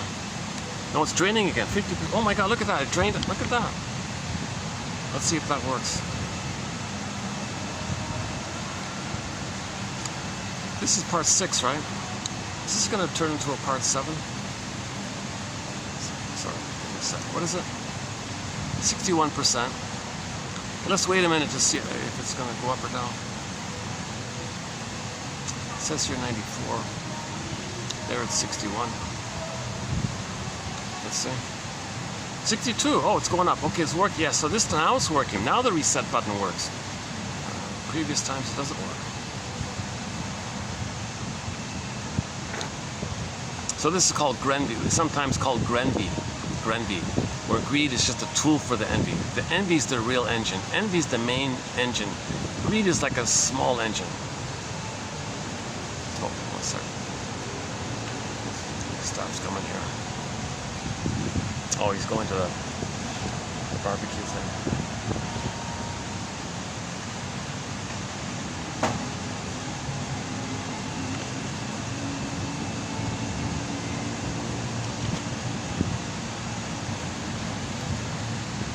Okay, so this, some people call it the envy breast. The baby didn't get a loving mother breast, he got the envy breast, envy mother. They only see the mother as hating his goodness, they identify with her. Then repetition compulsion. You seek goodness outwardly and destroy the goodness, damage the goodness, because that replays your connection. So, and now you enter Schadenfreude. When you replay the thing of mother hurting you, and you're the mother who hurts yourself, but you find proxy to distract you from it, you get the underlying bliss with the mother. That's called Schadenfreude. Shall I compare thee to an onion? So the Schadenfreude is masked over the underlying masochistic place. The proxies play the shame place. You have it within, but you don't know it, so you're the active aggressor. Okay? So emotional sadism is just a layer over the underlying emotional masochism. Similar to how the superiority, self-sufficient complex masks your underlying inferiority complex, because you say others are no good, but you still feel no good within. So you have the superiority complex to get you away from the feeling of really feeling no good within. So you find proxies to play your no good, shame, child, unloved self onto others and say they're no good, and you feel superior. That's a superiority complex. It's like a layered thing. It's just a layer over the underlying inferiority complex. So they feel shame underneath, they don't want to know it, so they mask it over, okay, cloak it over with the superior delusion thing. Now, in conclusion, if somebody says, I'm okay, you're not okay, yeah, that's trauma. That's severe trauma. It's actually better off to say, I'm not okay, you're okay. Okay, it's childlike, it's traumatic, of course, but you're not hurting others, and you're on the developmental path because you can still accept yourself. The stingers they give up on that. They're just in survival anxiety of imitating the mother and being stuck in the tar pit of a negative union with the mother. That's the deal with that image they make, where they feel the power of the mother and they live forever. That area there, the deal with the guy with the horns. The baby creates an image of his mother, but most of the image is only a metaphor for his rage and oral greed. So that could be the guy with the horns, or the Cyclops, or the Boar Queen, or like the witch in Hansel and Gretel, etc.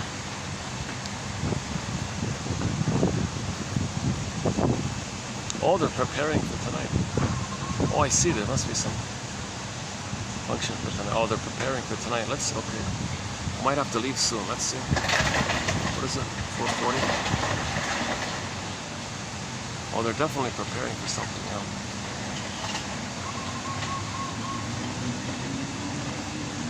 Actually, the weather today's been good today. Yeah, look at that. Am I surprised? Huh? Oh, a group just came in. Hold on, let me do this. Hold on.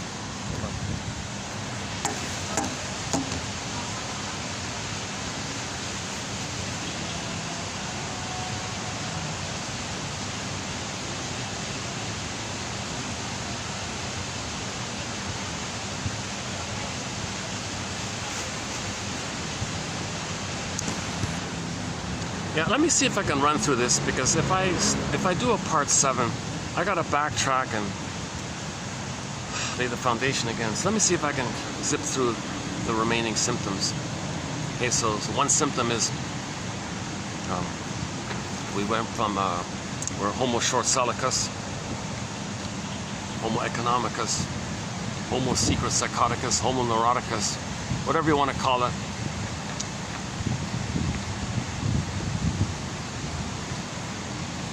Giving others emotional poverty because mother gave us emotional poverty. Okay, as above, so below, inside out. Okay, mother stole our soul land. Okay, identification with the aggressor. People steal other people's land because mother stole their land. Okay, inside out, as above, so below. We repeat the thing symbolically. The symbolic behavior is very harmful, but it's meant as a communication of what happened in the nursery. Our behavior in the present is a communication from us to us of what happened in the nursery. We're meant to look in the mirror and see this, then we stop repeating. We stop repeating, then we can have a different play.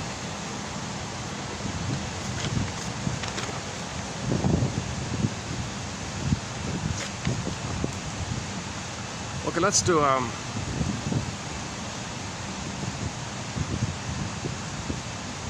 jeez.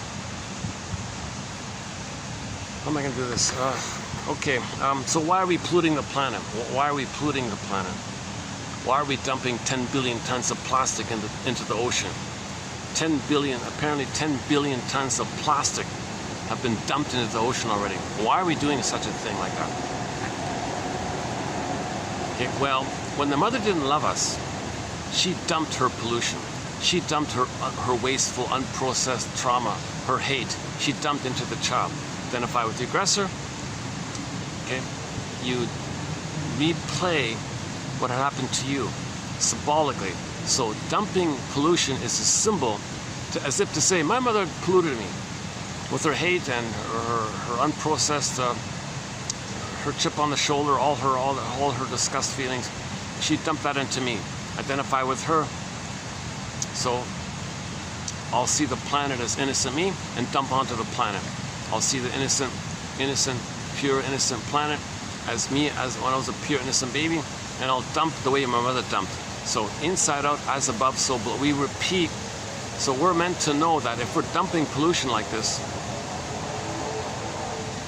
we're meant to know that our mother didn't love us. Now the mother got some benefit from this. So you want to get a benefit from this. So you pick up the phone, hey stock lady, buy me shares on who pollutes. I want a profit. Because my mother got a profit when she polluted me. Repetition compulsion, you expect a profit. Okay, ecology. Now let's do diversity. Yeah, so feeling diversity. So the golden ball can be seen as emotional diversity, feeling diversity. That's all squelched, huh? Hey stock lady, who breaks the biodiversity? That can symbolize emotional diversity. So we break the diversity out there to be loyal to the mother who took away our feeling diversity.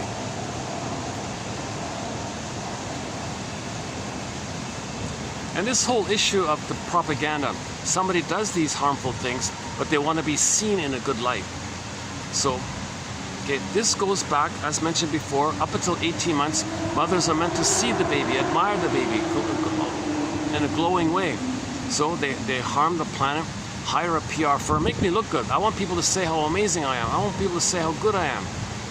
Okay, so that's comes from there. This issue about mirroring.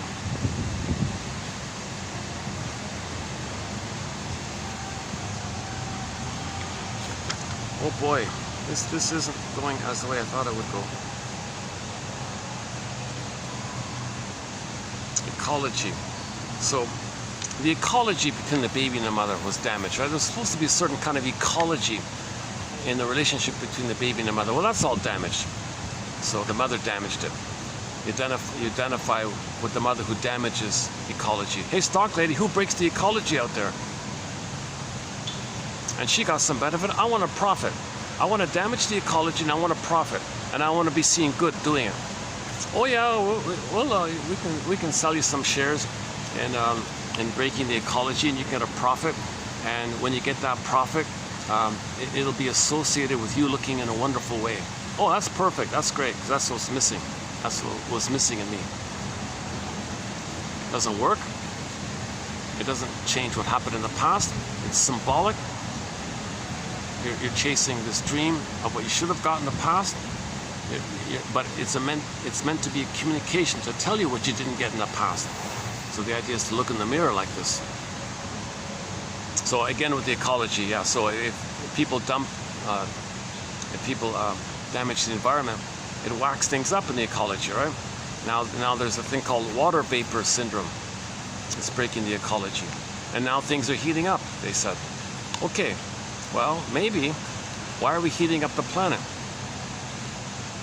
Well, maybe when the baby's traumatized, his body temperature gets hot. So raise the Earth's body temperature because the baby's body temperature is too hot. That breaks the ecology. Envy, that damages things. Less loyal to the mother who damaged us. So take that as a prototype. What the mother did to the baby, take that as a prototype of humanity and the planet. Think of it like that, basically.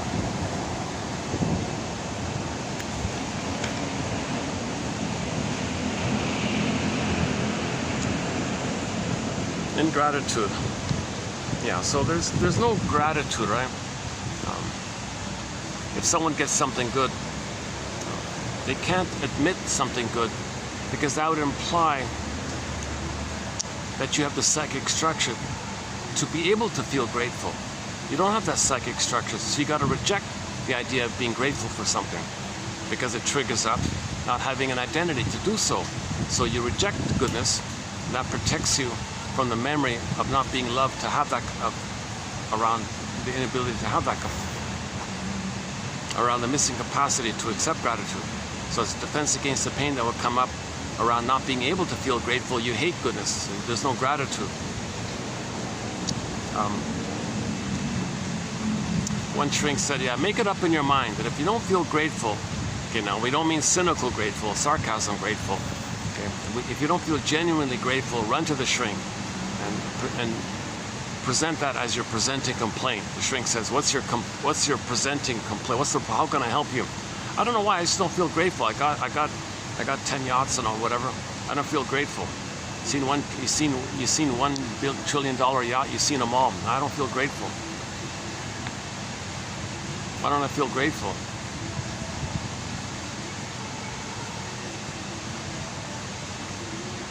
Okay, a little exaggeration there.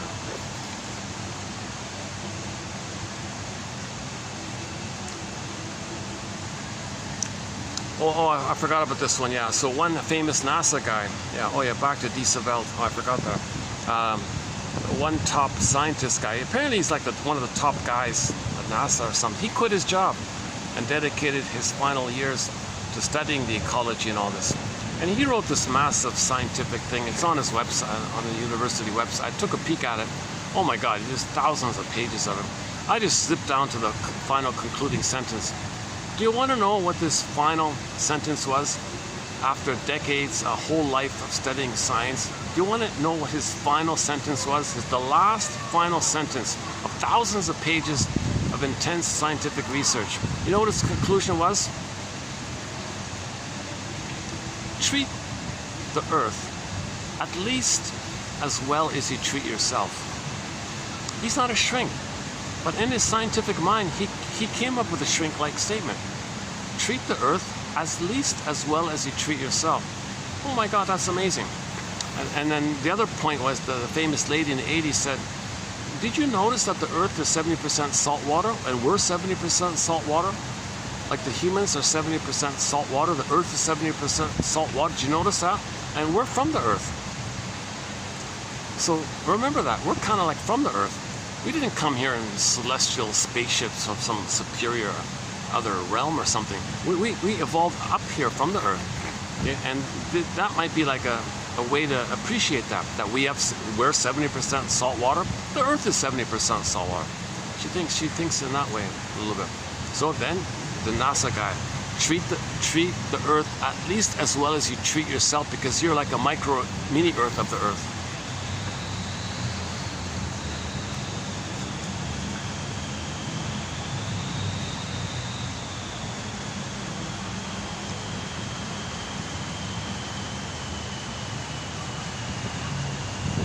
Okay, there's a, I don't know, I haven't read this book. There's a book entitled How the Fill in the Blank Creates SH fill in the blank, fill in the blank, fill in the blank, fill in the blank, LE countries.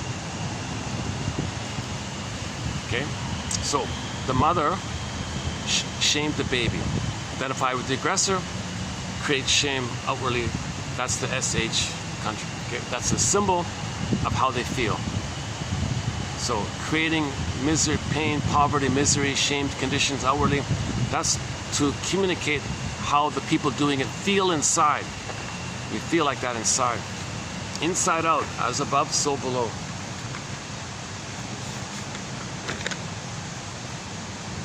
In the German language, there's a word in German called Schuld, S-H-U-L-D. I think that's how you pronounce it. But that word means both simultaneously debt and guilt. Guilt and debt. The baby didn't save the mother. The baby thought if he could save the mother, he'd have a loving mother. He needed a loving mother, so he thought he'd save it in this magical thinking. Plus the mother cried for love. Everything's love or cry for love. Mother's hating the baby. Baby says, mother, you're not loving me. Okay, I'll interpret your hate as a cry for love. Don't worry, mother, I'll save you. I'll fix you, I'll heal you. He'll fail, He failed, so he's guilty, he didn't do it. Is that because he's defective? He's guilty, shame and guilt. So he's got unconscious guilt because he couldn't save the mother. So he gives others debt, meaning guilt. Guilt and debt are the same. If he feels guilty, mother gave him guilt, or he feels guilt by the mother, he'll give others debt to symbolize how he feels guilty. So if we can heal our unconscious guilt, we don't need the debt thing out there. Now, the debt thing out there is part of the pillage and the plunder, to give others poverty. Yeah, so in the principle of discovery, well, it's all ours, hand it over. Plus, I feel guilty, so you're in debt, you owe. In your owing, keep handing over, so it kind of goes together.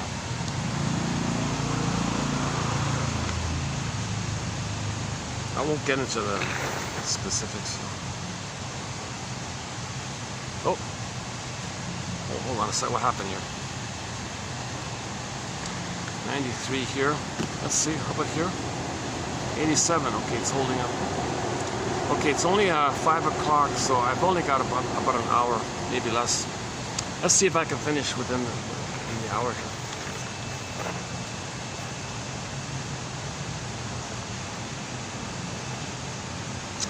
Yeah, I'm going to skip some of these. Controlled opposition. Should we do that one? Controlled opposition. So some children think that maybe the father can protect them from the abusive mother. He's controlled opposition. Father says, mother knows best, I don't know. Plus, you know, so maybe the child had hoped to get some protection, some opposition from the father to protect the child from the abusive mother. But how does the father do that? He can't do it. In the first few months, it's just the baby and the mother. The father cannot do anything about it. Maybe he can say, darling, what do you need? Don't hurt the baby. Hold the baby, nurse the baby, breastfeed the baby. One mother said, no, I don't want to breastfeed the baby. I like this new appearance that I have. I want to go to the office and jiggle around and have power over the guys. So maybe the father can protect the baby. No, you're hurting our baby when you do this. Let's talk about it. Is it really important to traumatize our baby and give them lifelong trauma so you can have a little fun with the fellows at the office, thinking that the people in the office are your mother and you want to control your mother? No, aren't you a mother? And don't you remember you have a baby who needs a mother? Could you please stop looking for a mother from the office people and be a mother for our baby? Maybe the father can intervene that way and be a genuine opposition. A lot of fathers say, no, mother knows best. Sorry, baby, I don't know. Nothing I can do about it. So if we see in the world out there this controlled opposition thing, maybe it's a reflection of that. Inside out, as above, so below. The outer controlled opposition is a reflection, a communication, an unconscious memory that we had hoped that the father would oppose the mother, but he was controlled by the mother. Controlled opposition.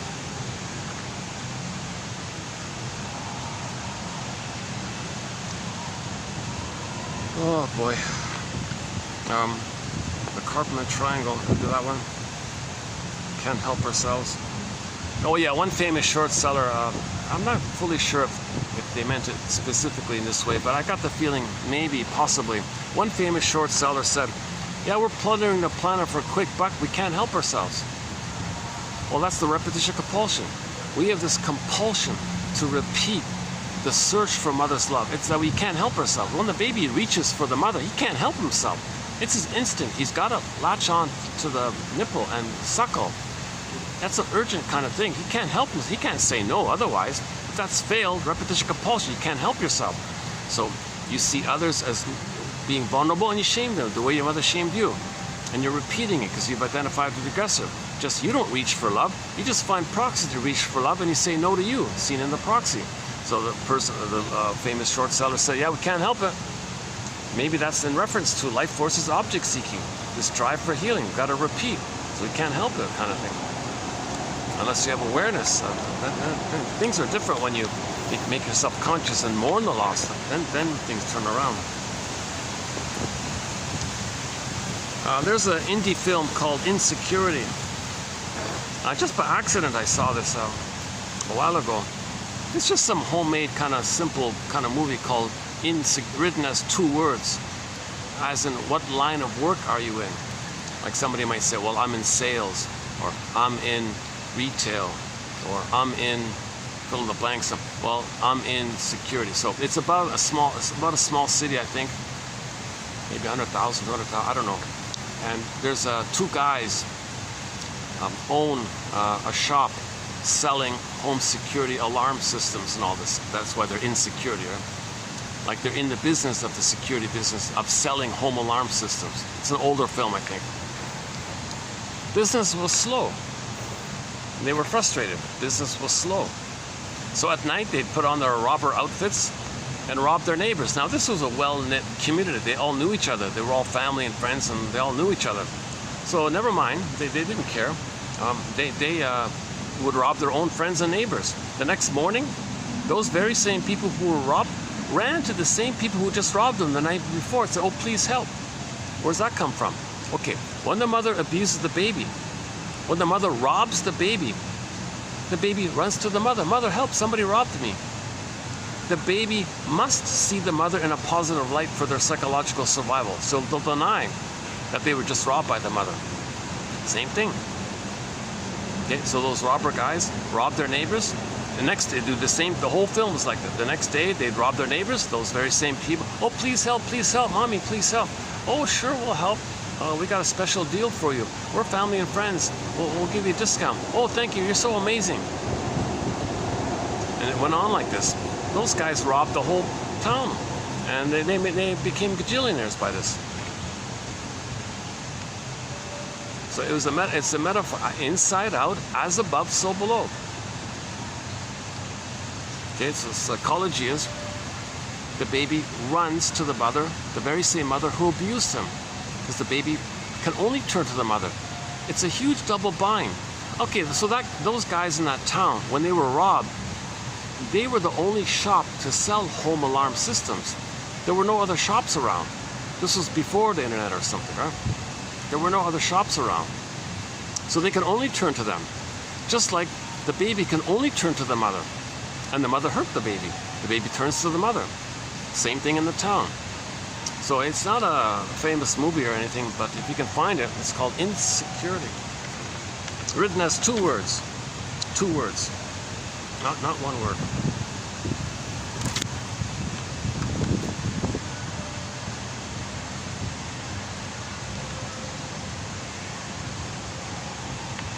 Okay, here's an easy one. Okay. It's a quotation from some author, Upton Sinclair. I don't know him.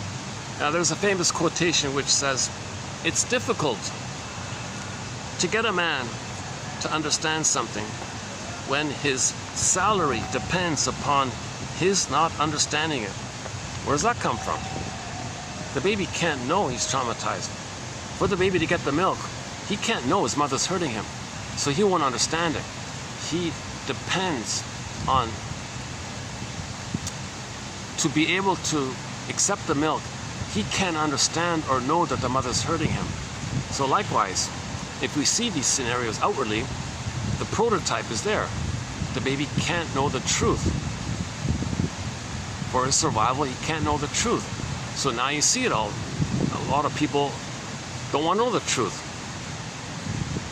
Because they're operating from that prototype in the brain. So something's going on out there. They don't know it. I don't want to know it. I can't know it because I depend on my mother feeding me.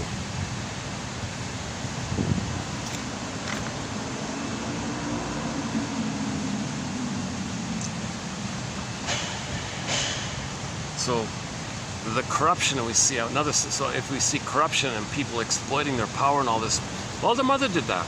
The mother had this power. She exploited her power, used her power. So she was corrupt. If we see corruption out there, people in high places use their power. And, well, that's a reflection. That's a mirror reflection or a communication that their mother had power over them as a baby, and she exploited. She used her power and exploited the baby. So she was corrupt like that. Plus, she had immunity. She had immunity. No one stopped her. When the mother hurt the baby, nobody stopped her. So in the outer world, when people have immunity, that's a reflection of that. So they give themselves immunity because the mother gave herself immunity. Something like that. Okay, this novel, should we do? Okay, the 1958 famous novel, The Ugly Fill in the Blank by Eugene, what's his name? Burdock or something, and William Leder or something like that. I don't want to dwell on this topic, but there's a famous novel in 1958 called The Ugly Fill in the Blank. Now, where's that come from? Well, maybe the baby thought the mother behaved in an ugly way, and they felt ugly. Identify with the uglier, go around the world behaving like that, and make and shame others because they feel ugly because the mother was ugly. Ugh. Okay, let's forget that. Yeah, let's take that one out. I don't know how helpful that is. So if people are going abroad behaving in an ugly way, they're trying to say, look how my mother treated me.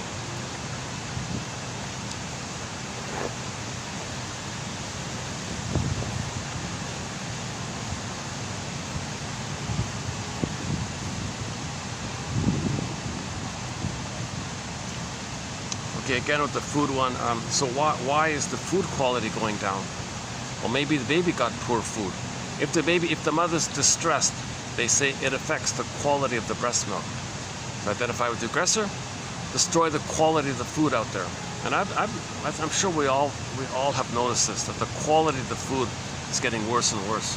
Well, that's a communication. We're trying harder and harder to communicate that our mother didn't give us sweet, nutritious food. We were given bad milk, so to speak. Again, if the mother's distressed, anxious, worried, upset, frustrated, stressed out, it affects the quality of the milk. So identify with the aggressor and remove the quality of the food out there. Luckily, the coffee is pretty good. It's still good.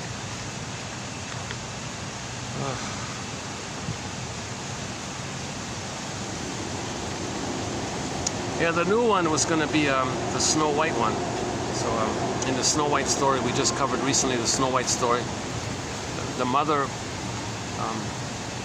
wanted to control the baby. So she hurt the baby to that end.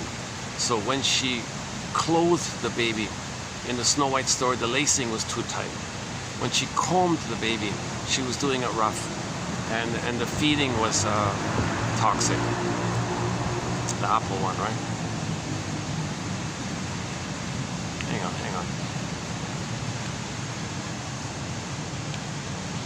Oh no, okay, let's take that one. Oh, scratch that one. That isn't good.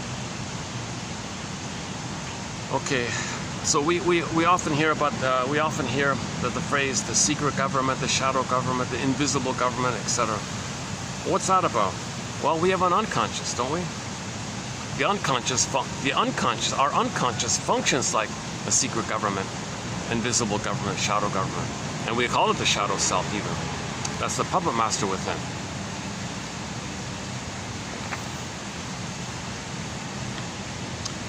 So, there's a professor in Sonoma, California, a guy named Peter Phillips. Now, when I say that name, I mean the professor guy with the white beard. I mean that guy, the author of the book called Giants. He said he studied the pillage and plunder system. I don't know if he's controlled opposition or, I mean, he still has his job, so probably, right? Anyways, it's a crumb. He thinks that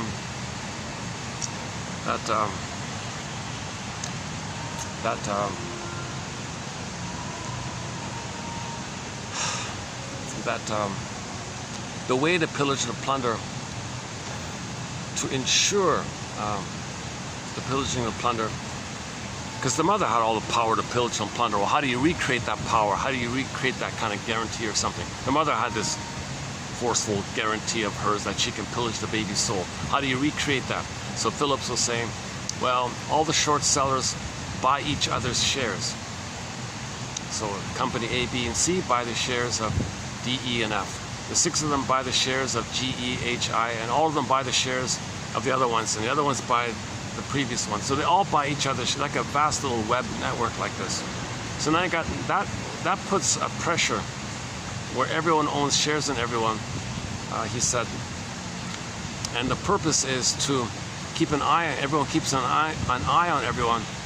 If anyone's going to be not envious and not greedy, they'll be booted out and replaced with someone who will be greedy and envious. So you got the network like this. Then he said, well, who's going to run this network? Well, according to him, 200 people are somehow selected among the pool of 1 billion of the 1% or whatever. If we just borrow the 80-20 rule, let's just say 20% are plundering the 80%. So out of the 20% or 10%, I don't know, out of that pool, he theorizes somehow it filters up the most traumatized of the most traumatized, and the most traumatized of those most traumatized. Okay, it kind of filters up like that. And then you get the top 200. He thinks that top 200, they call the shots, they decide where to pillage and how to plunder, and everybody gives the money to these top 200, and that's his theory in the book called, and he calls those 200 people the giants. Stupid title, I don't agree with that, but that's part of the controlled opposition. Are you meant to admire them? They're a giant. Wow, they're a giant. See, that's controlled opposition stuff. It's kind of a sugarcoated like that. It's way worse. I wouldn't call it that. Call it the top short sellers or something.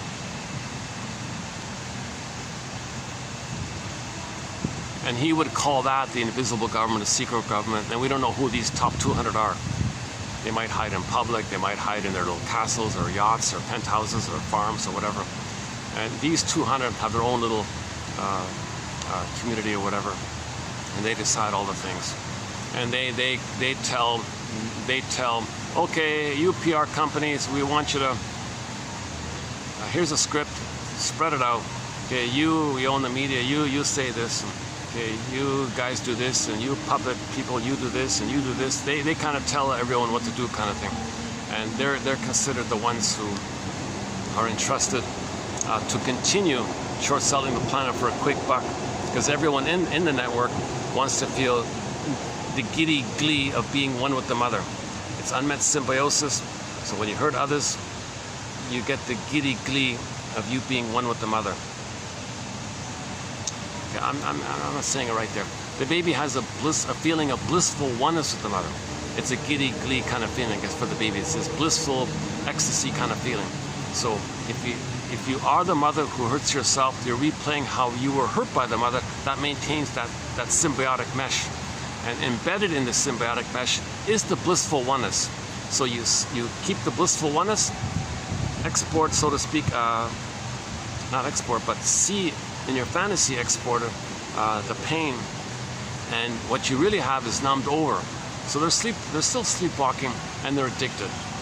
So greed, envy, and all this stuff, this is all addictive. Named after the little white flower. I wish I had that. Yeah, I gotta get that flower. Oh my God, I gotta get that flower.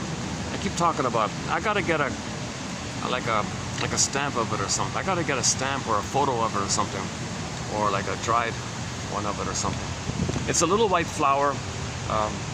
It's on the front cover of Alexander Lowen's book called Narcissism.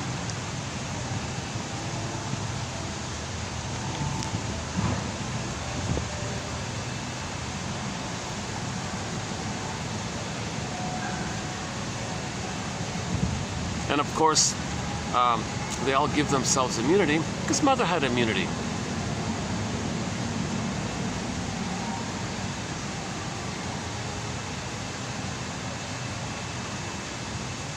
Now the commonality, the overall commonality, is the more traumatized ones.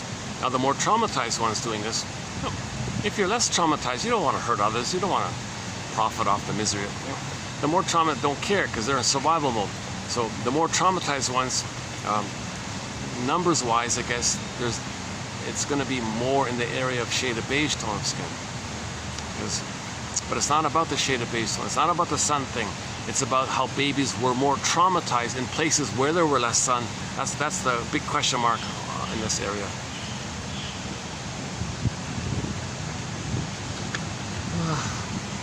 Yeah. What is it about? I'm feeling a little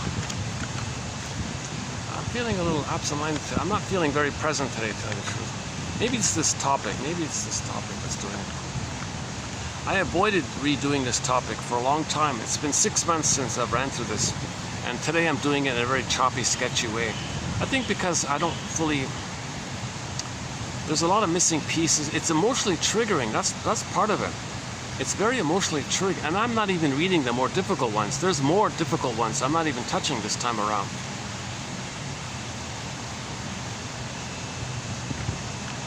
I'm discussing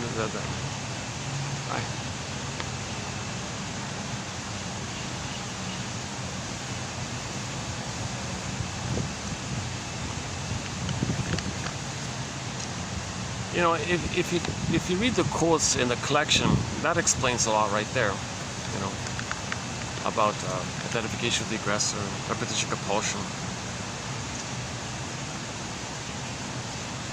So again, the baby's passive, helpless, powerless. Well, make others like that. Make others passive, helpless, and powerless. Baby feels guilty.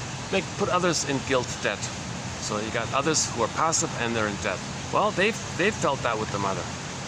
Inside out, we recreate to know the inner. Another new one.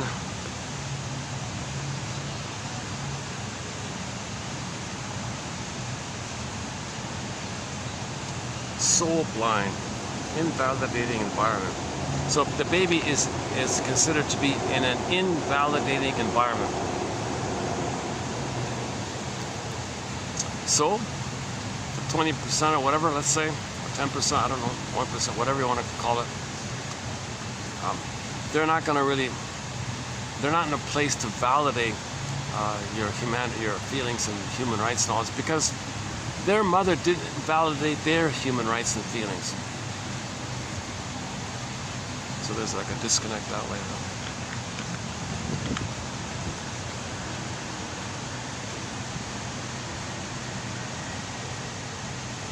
The Karpman triangle. Yeah, one quick summary is the Karpman triangle. So victim, persecutor, rescuer, like a little triangle like that. So the baby's the victim, the mother is the persecutor, and then flip-flop, she can be the rescuer. So when the baby has initiative, the mother persecutes the baby. When the baby's down and out, the mother rescues the baby. So the mother's both, the persecutor and the rescuer. The baby is the victim. Now in the brain, you got this triangle going on, and you can project it, flip it, reenact it, and so on. So in the 60s, a guy named Stephen Karpman came up with this very simple illustration. Just draw a little triangle, 3 points on it, victim, persecutor, rescuer, and you can twirl around, it can flip-flop, it can invert. You can be one, you can see the other as one, you can play the other, he can play the rescuer. It flips around like, because it's in the brain, it's in the blueprint. Those 3 points are in the blueprint.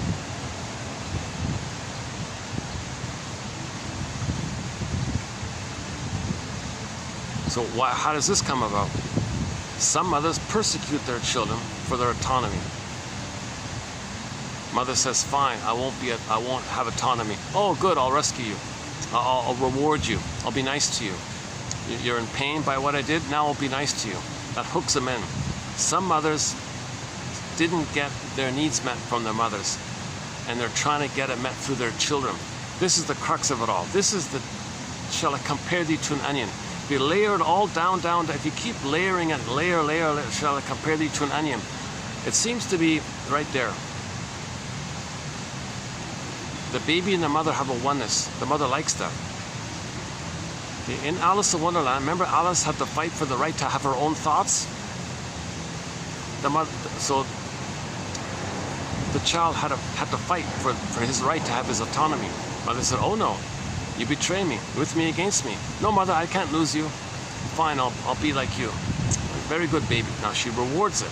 She rewards regression to maintain this symbiosis because she can feel the blissful, happy feeling. It maintains her youth.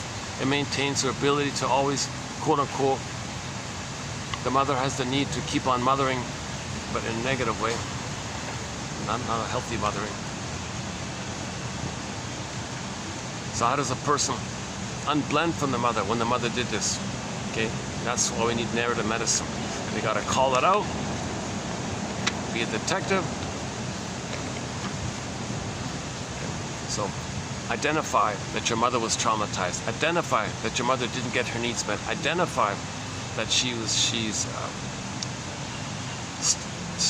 still has, or she had, the unconscious hope for the fulfillment of old unfulfilled needs, which she tried to get through the child. That child was traumatized by that. So you got to forgive the mother by knowing her story and the compulsion around it. So she's doing this again, like the other short seller, like the short selling person said, can't help it. The mother couldn't help it. She's in survival anxiety. She's got the compulsion to get mother's love. Uses the baby as a proxy for the missing mother and still tries to get it through the baby. This seems to be sort of the heart of it all, if you layer it all down. And then the chaos of it all is we feel disembodied. Krista Wilson says, yeah, if you're not in your body, you're not making sense of self. And you're not making sense, logical sense, literally either way. And then it's all of this disembodied discourse that causes all these problems. Because in disembodied discourse, you're not coming from inside out, from your soul, expressing your home outwardly. If you have your feelings, your doing will be normal. If you're missing your feelings, now you're doing outside in. You can't do outside in. Nothing on the outside can give you a soul. But people are doing outside in, outside in. It doesn't work. There's like a emptiness. It just goes through the space. It doesn't work. You got to come from inside out. Meaning that's why Odysseus wanted to find his inside, so he can come from inside out. So he got home. That's his inside. Then he got back his feelings. Now he can speak from his connection to his feelings and his embodiment. Now he's inside out. Now he's natural and normal and pleasant and all this. But if you're doing this grasping, greedy, envy thing of outside in, it never works. That's why, back to that short seller. The guy's a trillionaire, whatever. He said, I'm still doing it. I'm still doing outside in. It doesn't work. Let me tell you something, people. It's all about envy. I've given up. I'm trying to get my soul by being envious. Whoa. That's so absurd. We're not making sense. Really? You think you're going to get your soul by being envious? Whoa. Robert Bly would say, whoa, whoa. Robert Bly is a guest mentor in our collection. Yeah. We have a lot of good quotes by Robert Bly. How are we doing here? 5:20. It's funny. This is only a 2-hour video, right? No. I did part 5, which is about an hour. So this is like a 3.5-hour video. Look at that, AC. I feel drained already. 3.5 hours.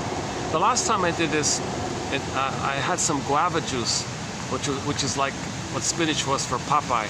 Unfortunately, they're sold out. So I'm just running on coffee kind of thing. I'm not really a caffeine drinker, so actually coffee has a reverse effect on me. If I drink coffee, it quickly drains me, and I don't even speak too clearly anymore.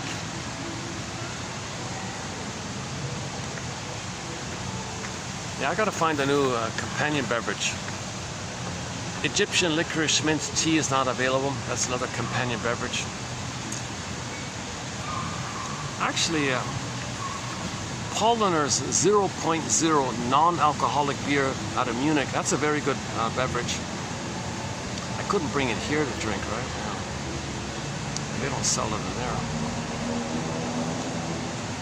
Actually, that might be good for me if I drank the non-alcohol. It's like liquid bread.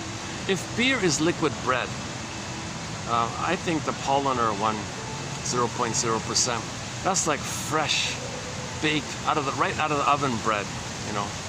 Make that into liquid form. Liquid fresh baked bread. Liquid fresh baked bread. Oh my God, if Paul Leonard wants to sponsor this podcast, you're welcome.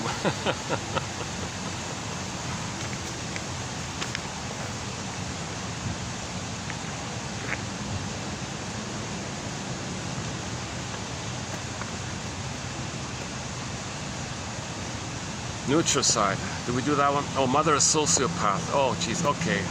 See, I'm not doing all of them here. So mother is sociopath. The baby may think his mother's a sociopath, so he can act like a sociopath. Hence the documentary, The Corporation is a Psychopath, a Sociopath. Okay, and then I guess a couple of years ago, there was a guy who I think he said something that I think only a sociopath would say. So he said from, what is it, 1999 to 2002, is that right? From, oh, sorry, hang on. Yeah, from oh my God, from 2019, is that right? To 2022, those 3 years, right? Is that right? There was the famous, the virus going around, right? And he said that virus is a financial opportunity. It's an opportunity. Invest in that because it's opportunity. And here's what he said. I don't like repeating it, but here's what he actually said. You can look it up. It's online. He said money can be made by the culling of elderly dependents. I feel sick to my stomach saying it, but that's what he said, and that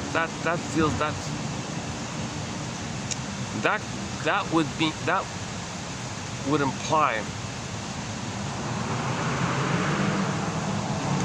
how babies believe their mother is a psychopath or a sociopath to do what she did. She's soul blind, doesn't see the baby, doesn't care, exploits, doesn't care, and just gets a benefit. Like he said, I can make money by this.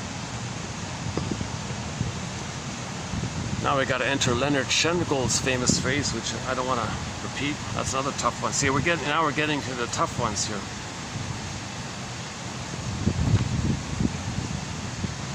Okay, and again, and one of the slogans is never enough, never good enough. That's the greed, right? So greed is never enough, never good enough, because the yardstick is impossible. Nothing in the present can be the perfect blissful oneness with a good breast experience that was needed back in the nursery. So in the present, it's never enough, never good enough. And if you're envious, it's never enough. And if you're greedy, it's never enough, because you're in that loop, that timeless loop of the baby. No baby's greedy, but when his need is not met, he becomes greedy. And post age 3, it's going into an empty vacuum. So it's never enough, never good enough. Trance logic. Should we do that one? Oh Jesus. Double think. We talked about double think already a little bit. All right. Trance logic. Gaslighting. False flags. Broken spirit. Okay, let's do the broken. So Jani Luzon, the indigenous singer. Is it Jani? Jani? Is it Luzon? Lou? Oh jeez. Look up the song Broken Spirit by Jani something. I think she's Métis, is that right? Métis? She's got a song called Broken Spirit. A simple song, I guess. About the indigenous people feel that their spirits are broken by it. All of those who are doing it are saying, well, my mother broke my spirit. We're going to break your spirit because you are me in the nursery and I'm the mother who breaks my spirit. So, as above, so below, inside out. Mother broke the baby's spirit. They identify with the mother who breaks spirits. Okay, they go to Turtle Island, break their spirits. You broke our spirit. Oh, my mother broke my spirit. Where's your empathy? You're complaining. I can't apologize. I'm in survival anxiety. I gotta treat you the way my mother treated me because I'm still in search for mother's love. So you think breaking our spirit is somehow gonna magically give you mother's love from back then? We're not making sense. It's psychotic stuff here. or Homo psychoticus, Homo secret psychoticus. And Grosstein calls it psychotically neurotic or neurotically psychotic. And we're not aware of it. We delude ourselves with rationalizations and excuses, but we're being driven by this loop again. Back to this loop. The original scene was the baby cried for mother's love, mother shamed him. And we're just looping it around, but when you loop it around, it looks bad. So you cloak it over with excuses which facilitate the looping around. Because the excuses repress the pain of it while you maintain the loop. Okay, and then religion as a tool of the pillage and the plunder. Let's not do that one this time. But that's a huge one. Part object relating attachment theory. Lie hop, okay, let it happen on purpose. Sanctions. Mother sanctioned the baby, so they may sanction others. Projective identification.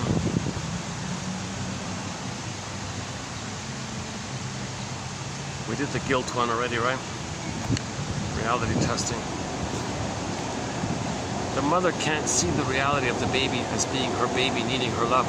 She only sees the projection of her old unmet need. So she doesn't, her reality ego is damaged. She's flooded with the pain of her unmet need. That's all she sees. She projects that into the present, sees the present. She sees the past with the present is still the past. Doesn't see the reality of the present. So the baby's saying, mother, I'm your baby here. No, you're not. You're my mother who hurt me and I'm angry at you. No, mother, reality here. But it's damaged. Reality testing.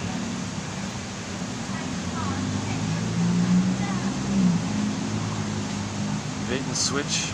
Advertise. Let's not do the advertising one. Bait and switch and all this. Yeah, bait and switch. So baby had a great hope. It fell. Bait and switch. So later on advertising, they promise and switch. You know, the mother did it. The mother promised and rejected. The mother is seen as alluring and promising. Mother rejected. Bait and switch. So a lot of the bait and switch you see, the prototype is the mother was promising and alluring, but she shamed the baby. Bait and switch.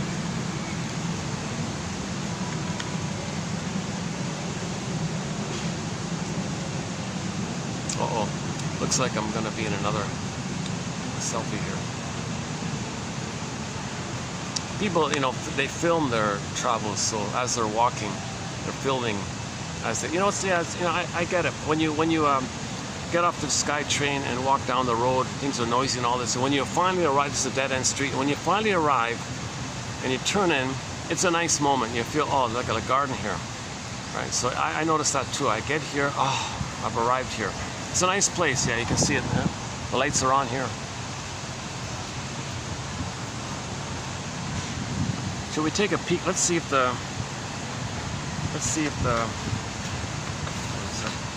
swan is there or not. I think I gotta carry this, don't I? Hold a second. It's holding up here, 5:30. Let's take a little break here. Hold a second.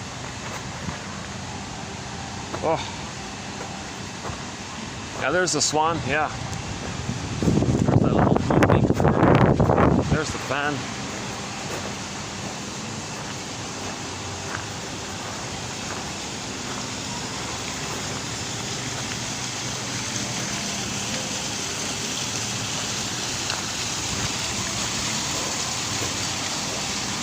Yeah, the indoors is packed. Yeah, people don't sit outside too much here. Yeah, in the heat.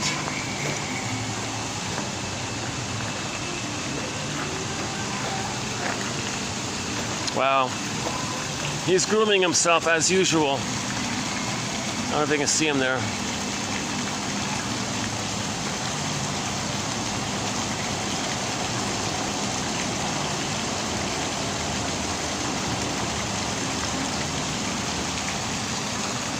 Yeah, wonderful bird, eh? Yeah.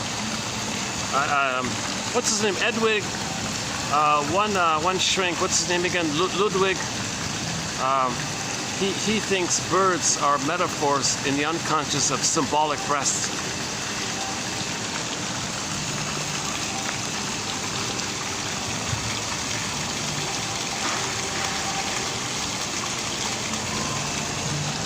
Yeah, let's scratch that one. He was talking about the poets. Like, if you look, he analyzed many famous poems, and he noticed a pattern. that they were talking about needing mothers, needing mother. So they would, the birds. So his theory was they were metaphors or symbols. Remember, the unconscious you can transfer, project, displace.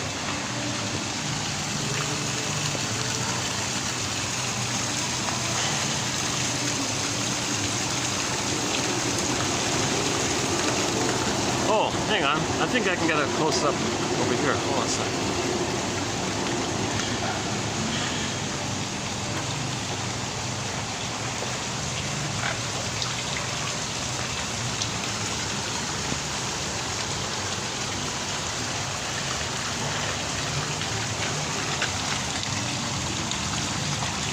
I got two of them here. There's the black. He's the sleeping one.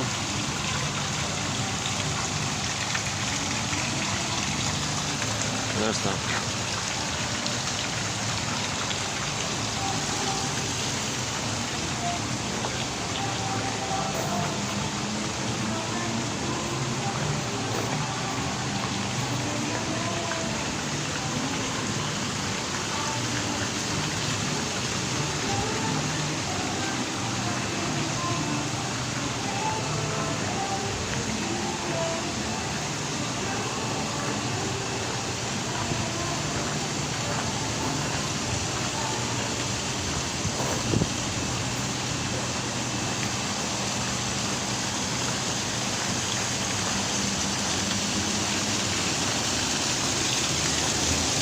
Yeah, I don't feel really satisfied with my run-through of the 48 symptoms of Homo traumacus. I'll redo it in a more refreshed way, in a more organized way. Let's sit here for a bit. Oh yeah, these chairs are better. Oh yeah. Oh my God. Yeah, these chairs are good. These white chairs. Yeah. Sarno says. Oh yeah, conversion, yeah. A very good point by Sarno. And Capex. Look up Capex. She's got a very good quote from the 40s about psychosomatic symptoms. When the baby's crying and enraged, it's relational to the mother. Mother shames him. That energy turns in, goes to the body bears the burden. There's a pathological, emotional investment into the organ. Finally, the organ has a malfunction or something, and now you got a psychosomatic symptom. That symptom is a continuation of the cry to the mother. So the baby was crying and screaming to the mother shamed him, the energy went in to the body, and it comes out the body. It's like kind of covert like that. And then you go to the doctor, he plays whack-a-mole. Mother played whack-a-mole with the baby's feelings, doctor plays whack-a-mole with people's symptoms. And then all that anger turns inward. Sarno says it goes to the back, then you get tension in the back. So he says that back pain, shoulder pain, all this, traces back all the way down to when the person as a baby was enraged at the mother. That rage turned inward, and the pain of it goes to the back. Pain means you're not feeling. If you feel, you're okay. It's a relief to feel. It's a relief to feel. You're 100 times, you're a million times better. It's a million times better by all this theory to be able to mourn than to feel the pain of not mourning. You're way better off feeling. We're looking for the golden ball. It's a gajillion times better to have the golden ball than to be in pain because you don't have the golden ball. We're looking for the golden ball. We had the golden ball, we lost it, want to get it back. That's the basic of it all. So the baby's crying and angry to the mother. Mother said no. Energy goes in. It goes to some organ. Any organ, take your pick. Okay, the organ has a malfunction or something. And then see that malfunction, see that symptom of the organ, whatever it is, as a continued relational attempt to reach the mother. You're just crying in a different route.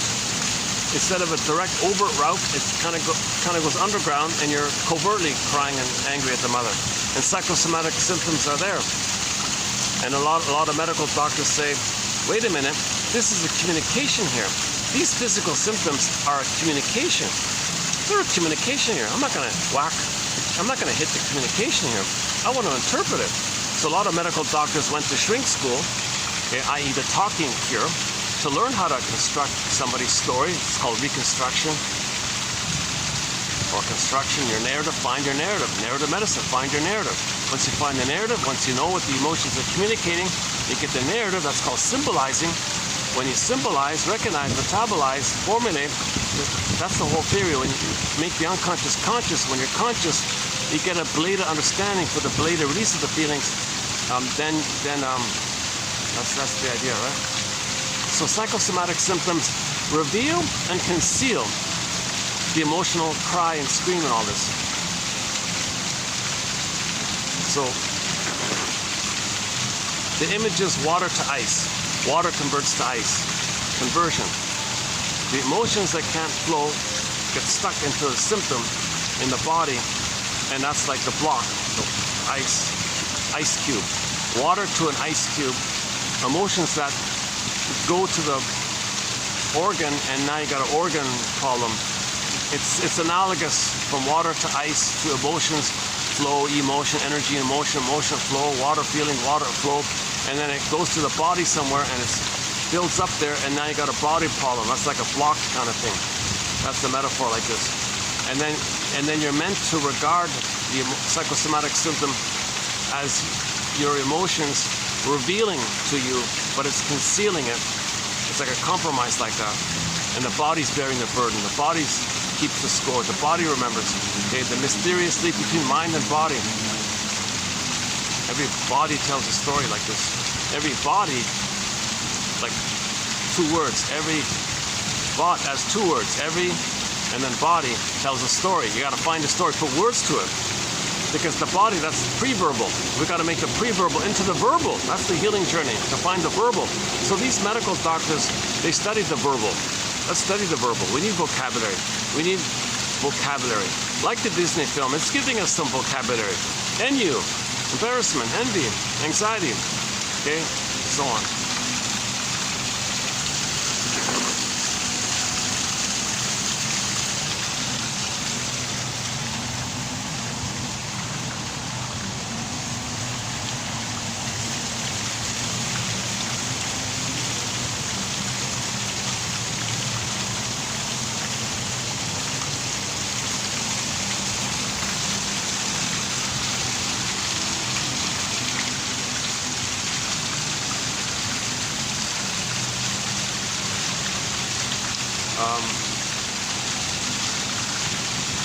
Yeah, nobody's outside, so I'm okay here, yeah.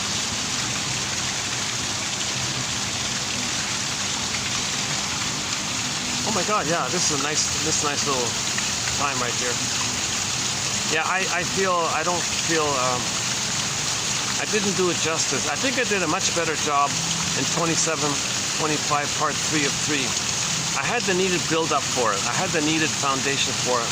But the way I did it today, it's too flaky. It's too all over the place. It's too fragmented. I didn't give any point enough time and enough clarity. I kind of jumped around a bit. It's a work in progress. It's still called the 48 symptoms of Homo Traumacus. That's the premise. That's the assumption that we became a traumatized version of ourselves 10,000 years ago with the mismanagement of our discoveries. It'd be kind of like, let's say today everybody won $1 trillion, let's say, and some people said, no, just ignore it. Really, you think people are going to ignore it? That excitement of getting $1 trillion, there'll be this mad panic, and there'll be all this chaos. Maybe that's what happened 2,000 years ago. We can't help it, kind of thing.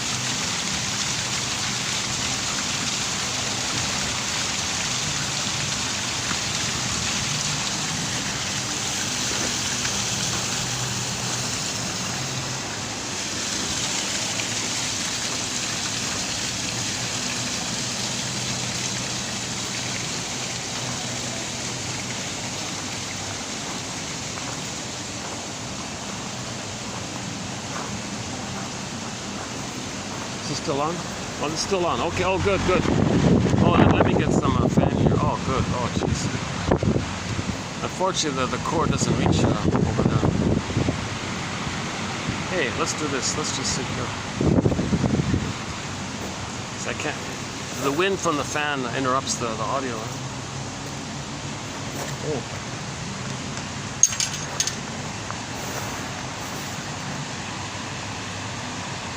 That's okay, right? The fan is not bothering the camera, right?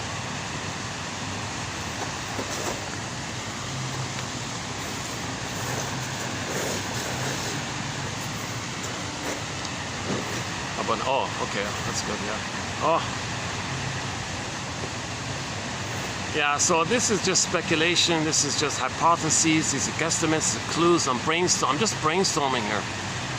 You know, I'm just brainstorming, I'm just kind of searching around kind of thing. You know,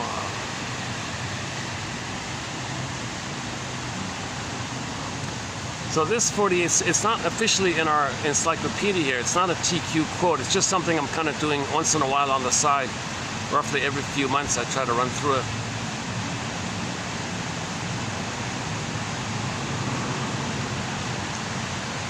Oh yeah, one famous person described the plunder system as, quote, like the principle of discovery, right?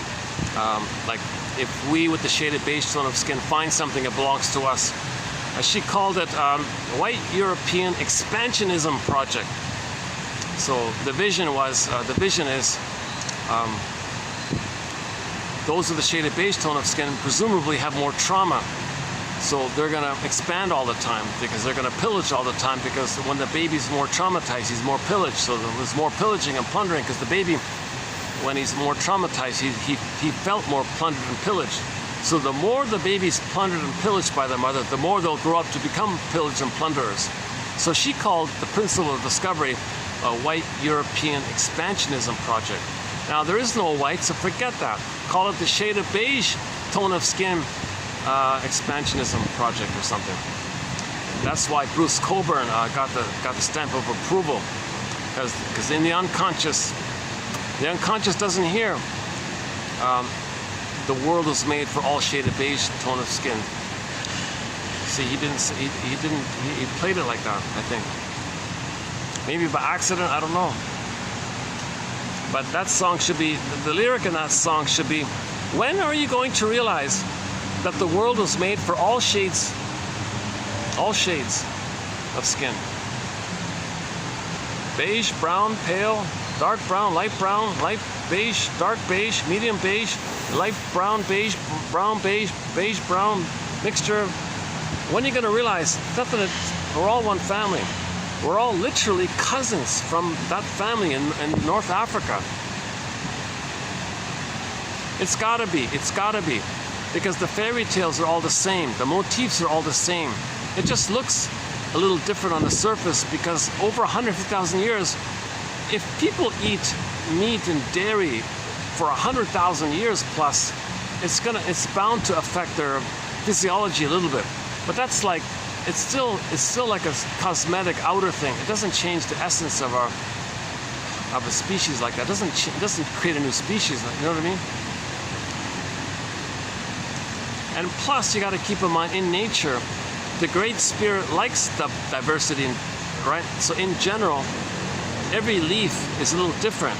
Every animal is a little different. Like everybody's going to be a little different. That's the diversities for delight. Like the Great Spirit and the great power of nature, he or she likes it that way. The Great Spirit likes it, that everything is unique. Every rock, every stone here, every gravel here is a little different. You can't find two specks of sand that are exactly the same. The Great Spirit kind of made it like that, likes it like that for some reason. So people are the same like that. So just appreciate that kind of basic thing. So it's bound to be that some are taller, some are shorter, some are, I don't know this. Plus you factor in the diet. The issue is, like Carl Sagan says, it's psychology. The confusion is the psychology. The baby creates a wild mind when he's traumatized. That's the issue. We got to heal this wild mind, make it a healthy mind. Let's conclude here. A good place to start with psychoanalysis is the comic. There's a comic called Psychoanalysis. It came out in 1955. Every 3 months during that year, they put out a new issue. It ran for 1 year, so there are 4 issues. That comic, it teaches psychoanalysis. 4 years ago, that comic got digitized. It's now available through the Dark Horse Publishing website. It's well worth the 20, 15, whatever it is. 15 something, I guess. 15 euro, I think. It's well worth it. The complete series is 12 therapy sessions. So you'll get 12 therapy sessions in comic book format. They're using the comics to teach psychoanalysis, just like Pete Docter and his team created the Disney film, the animated film Inside Out, to teach emotional literacy. So it seems to be the best way to teach us about inner life is to use comics and cartoons and things. It's the best, still to this day, in my humble opinion, that's the best introduction to psychoanalysis. Your mission, should you choose to accept it, is to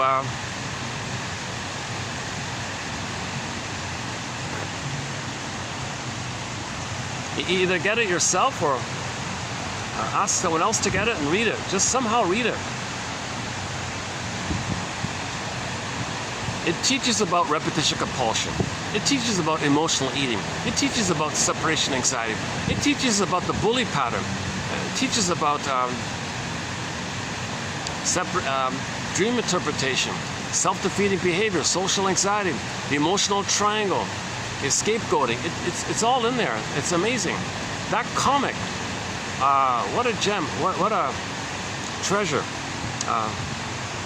So that's still the best introduction to psychoanalysis. Next, I would say, is here in this collection. Read the Janoff quotes, 2745 to 70, those 300 quotes. I think that's a good 101. James F. Masterson's book, The Search for the Real Self, that's an excellent book. Karen Horney, a book called Our Inner Conflicts, another excellent book. The Enneagram is not too bad to start with.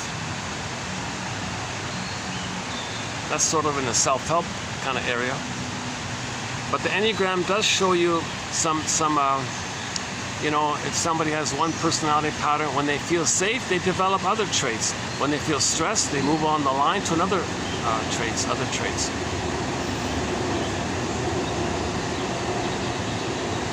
Maybe I should wind it down here. Let's see, what time is it? 5:50. Oh yeah, okay, let's wind it down here.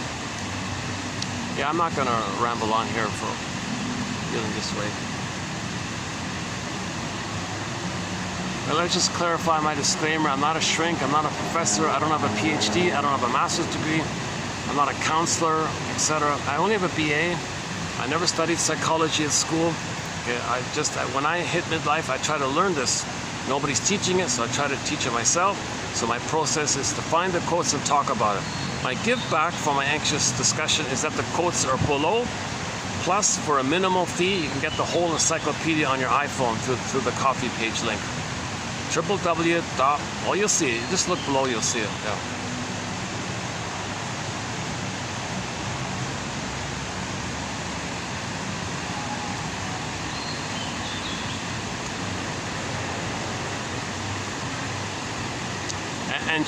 And just do what's called free association. Pluck out a quote you like every day. Find one a day, and just write a little bit, or talk about, or do something. Just say, why did you pick that quote? What was it? What was it about it that made you pick that quote? And then free associate a little bit. Simply say to yourself, what does this quote remind me of? This reminds me of something, and maybe write a little bit. You're making the unconscious conscious. You're finding your narrative medicine. You're finding your story.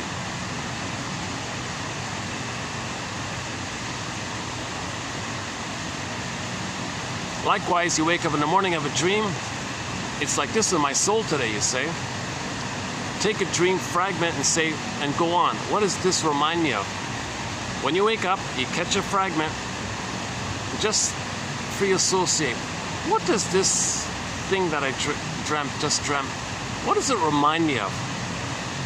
Maybe you can do TTAQ, give the dream a title, identify the theme, A for affect, Q for question. So formulate some kind of question you think your unconscious self is asking you. What are you asking yourself? What is your unknown you asking you? TTAQ, it's like this in my soul today, and free associate from the fragments, or the sequence, dream sequence. Auto Rank has a very good essay called The Double. I highly recommend that one. Just a short essay called The Double. So our repressed self, our secret self, our shadow self, our unknown self, you know, the Snow White in the box, etc., our authentic self becoming a statue. All of this about us that's unavailable to us, called the repressed self, or secret self, or second self, or shadow. It's also called the double self. So the essay by Auto Rank called The Double, it's very good in that area.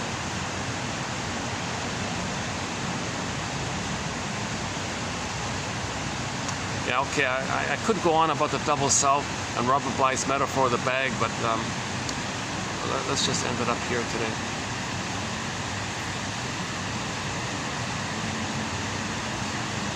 In the next video, 06, a couple of good quotes are coming up.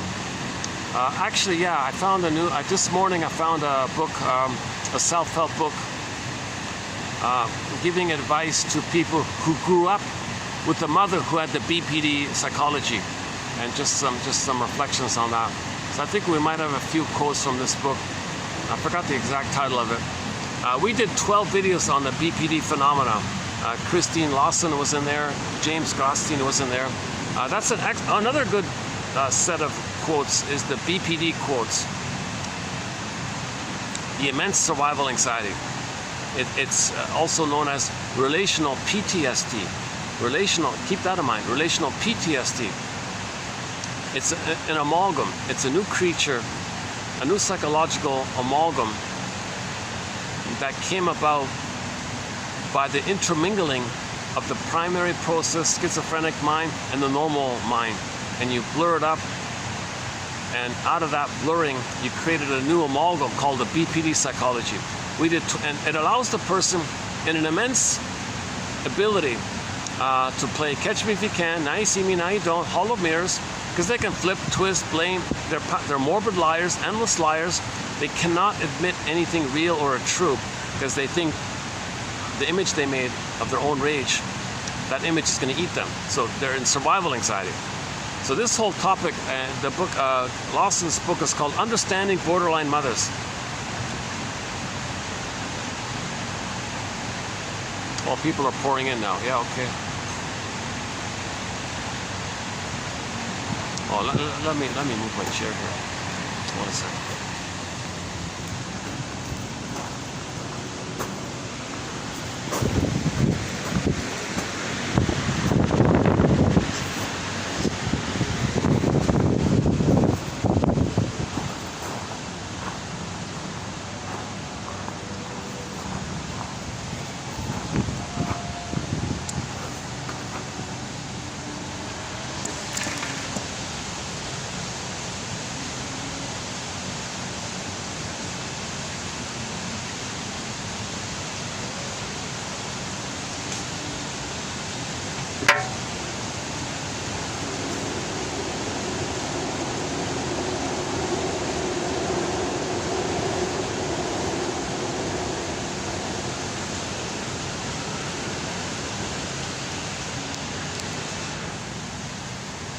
Oh yeah, the cars are pouring in here. That's good timing. Let's wrap it up here. Yeah, good timing.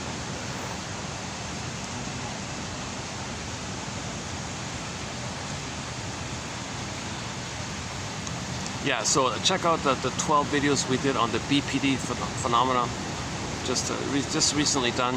So I'm gonna add a few more quotes by this guy. He kind of talks in a very self-help way, but his main focus is on mothers with the BPD mind. Just a little glimpse that I caught this morning. The mothers with the BPD mind, you see, they don't care about the child's boundaries. They don't care about that. So, if the child or adult child, he's talking about adult children.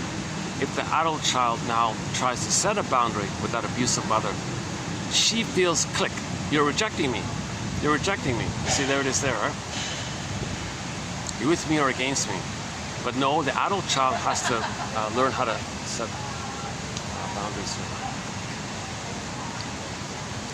Oh yeah, a whole group. I'm happy for these guys. I'm glad if they get groups like this. Yeah, they're good. They're good place. It's a great place. Nice people. Nice place. Good coffee. Nice environment. Oh, they've been around for ages. This place is a landmark. This place has been around for ages, so that's great.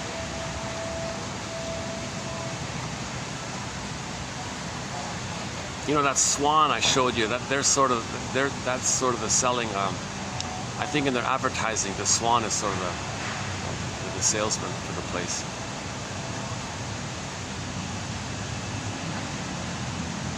Yeah, I wonder how people discover this, because I just found this by accident, just walking around. Just aimlessly walking around. What's this? I thought, oh my God. I didn't see any ad for it or anything. So I'm not sure how people are finding this place, but it's a great little place, my God. It's a historic landmark. Like this is a converted, now it's a restaurant, but this very spot here used to be very, very important in ancient times or something. So it's considered like a landmark kind of place. Touchstone to the local history, maybe.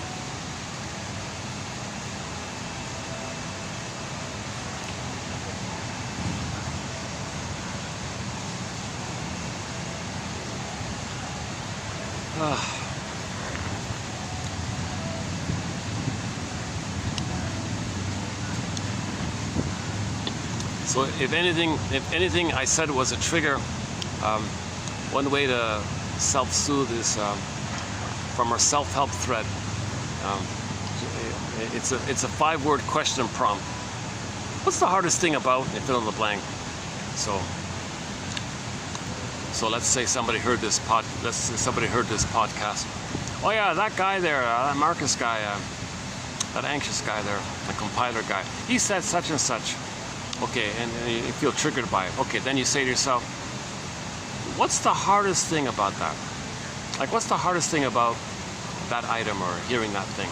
The hardest thing about, let me tell you the hardest thing about it. And then you talk about it, or free associate, you calm down. So it's a prompt to help free associate. It's a 5-word question prompt. What's the hardest thing about? 5 words, right? What's the hardest thing about? 5 words, and you fill in the blank. So let's say somebody watched this video, they were triggered by whatever. Then you say to yourself, what's the hardest thing about that point I heard? What's the hardest thing about that theory, that speculation? What's the hardest thing about it? Because you're triggered by it. And then you answer that, you free associate. Well, it reminds me of my mother, it reminds me of my childhood, it reminds me of this, of my work, or this or that. And that's what's coming up. The hardest thing, because I got to face this, admit this, and I don't believe this. So whatever it is, just free associate. What's the hardest thing about? Like myself here, I feel a little uncomfortable with today's run through. I did a choppy, sloppy job, so I'm having a hard time accepting it. So for myself. So Marcus, what's the hardest thing about?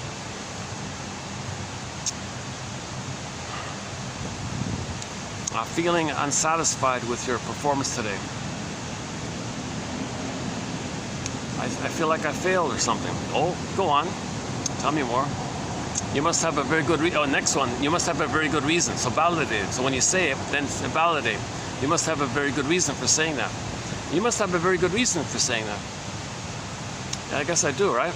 Because it reminds me of this impossible demands of my mother. I always failed her. I couldn't save her. She had these impossible expectations, and so I felt like I failed or something. Okay. So something from childhood came up, right? But you're in the present now, right? So you're in the present, right? Okay, so now part 3, the ego and the id statement. Although you know you're in the present, nevertheless you find yourself reminded of the past. Okay, so now you hold the two and have like a meta perspective, like a broader step back, bird's eye view kind of thing. So the ego and the id, what you're aware of, and then the id part is how you're triggered. And Martha Stark does it by with the intro. Nevertheless, you find yourself feeling, thinking such and such. That's the trigger. That's the emotion. So the id is the old emotions from childhood. The ego is your present rational mind.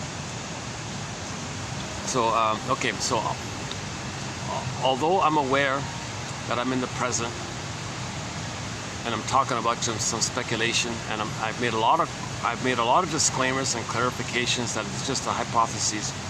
Nevertheless, I find myself feeling this frustration in childhood that I couldn't please the parent. Wow, okay. So hold the two. Now, when you hold the two, the theory is you strengthen the ego. You enhance the ego by this. Okay, so something in the past came up. Okay, so what's the hardest thing about being reminded of failing the mother? What's the hardest thing about that? Yeah. Well, the hardest thing about that, what's the hardest thing about that? What's the hardest thing about that, I guess, would be the memory that I had a dysfunctional mother. Go on. Well, that the mother had the BPD pattern, let's say. Narcissistic pattern, BPD pattern or something. Okay. So now you're having some empathy because the mother's wounded. Okay, so now you're getting to the empathy because you're getting her story. So when you get your mother's story, you calm down a little bit, right?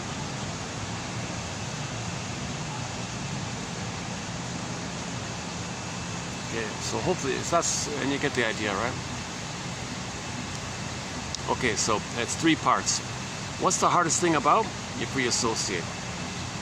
Then, whatever you say, you must have a very good reason for saying that. Okay, good. Then,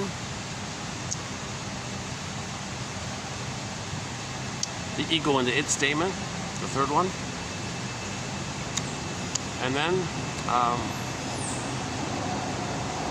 then you can cycle around maybe. Or you can be specific about naming the unmet need as a child and how you felt by that and how that's coming up. So you can be specific. Well, as a child, I had a need to be accepted and nurtured and have a support for my development and my growing and my learning. I had that kind of basic need to have normal social interaction, all this. So I was like a lot of trauma. I also had that memory of walking on eggshells around my dysfunctional parents and all this. So I had a need for a normal childhood. Okay, got to be specific. I had a need for a chance to communicate and to say what I feel and need, and have like a validating response, and to feel that it's okay that I can communicate and have a normal response and not have some hysterical reaction and some screeching or whatever. I had a need for like a normal communicative experience. Okay? So that wasn't met. I felt bottled up inside, blocked inside, and maybe there's like a repressed anger. So anger's in the bottle, like in Disney film Inside Out, anger's in the bottle. Right? And maybe now you're sarcastic sometimes, I guess. Yeah, no, that doesn't work for me, that one. But I can feel the bottled up anger around that. It didn't cross over that far, I think. Okay, so you filled up, so you had a need as a child for normal communicative experience, need for communication, need for a relationship, need for a safe interaction, all this. When that wasn't met, you felt bottled up anger. Okay, yeah, so you got Mr. Anger in the little glass bottle inside. Yeah, that makes sense. Okay. So there's where the Disney film is helpful, because in the trailer you saw anger in that little glass bottle, bottled up. We might feel like that the anger's bottled up, suppressed anger. In the trailer you see, where's suppressed emotions? That one there. Yeah, so look at the trailer, Inside Out 2, the trailer. And the first one, of course. They have different versions, I think, now. They're different. I think they got 3 different versions or something. Okay, so you're noticing that something in the present reminds you of the past. So it's about the past. So don't worry, the present isn't the past. The reality of the present was he didn't deliver the video He didn't deliver it. But I'm on this journey of getting to a place where I can deliver a nice video. I'm on that journey, so I get that part. Yeah, okay, that's fair enough. That's the reality. That's the reality test. That's the reality ego. Very few of my videos are smooth. Most of these videos are anxious like this.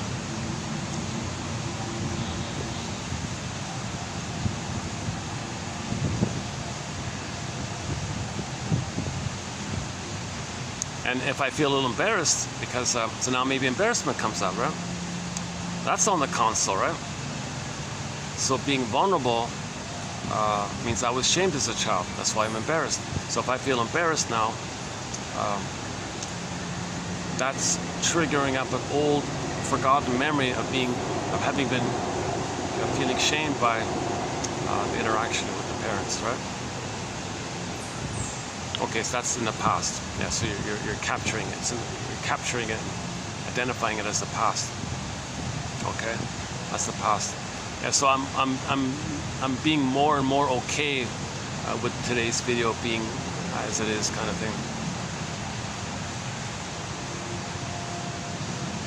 See, the present triggers the past, right? You wanna notice something in the present, how it triggers the past, because you want to know the past to get your story.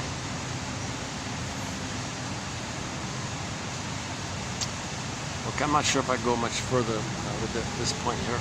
But, all the cars are pouring in. Wow, look at that, eh? Well, this is the busiest I've seen it here in a while. The lunch was packed here, and now it's filling up here.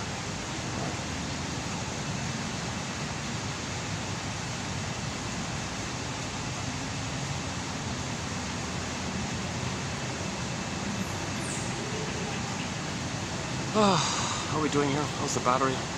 Battery 64%. That's okay. We'll wind this up. It'll work. Hold on a second. Let me check this thing. Well, why is my battery shutting off like this? Why is it doing this? Like, I mean, the backup pack. Why does the backup battery just automatically turn off on it? This thing's off. It's in my pocket. What was that? Now it says, now it's at 90. I reset it just now, so now it's at 90. This is 64. Yeah, now it went up, yeah. Is it hot? Let's see the back. Is it too hot? It's warm. It's not overheating, but it's warm at the back, yeah.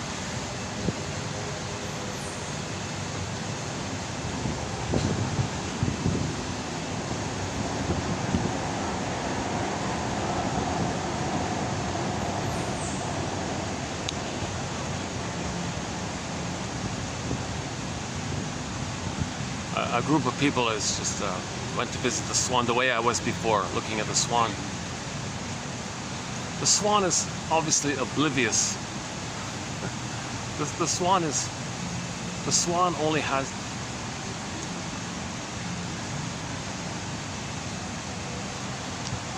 but the swan has mammalian. The birds are sort of in the middle between the mammal and like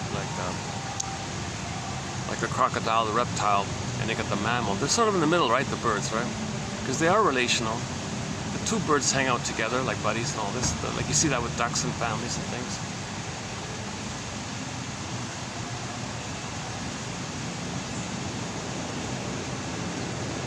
You must register on some level because they are people watching.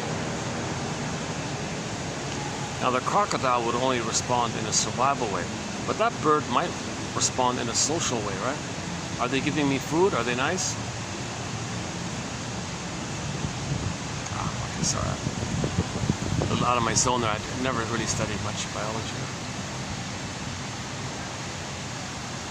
I'm not sure how to end this video here. Yeah, how do we end this video here?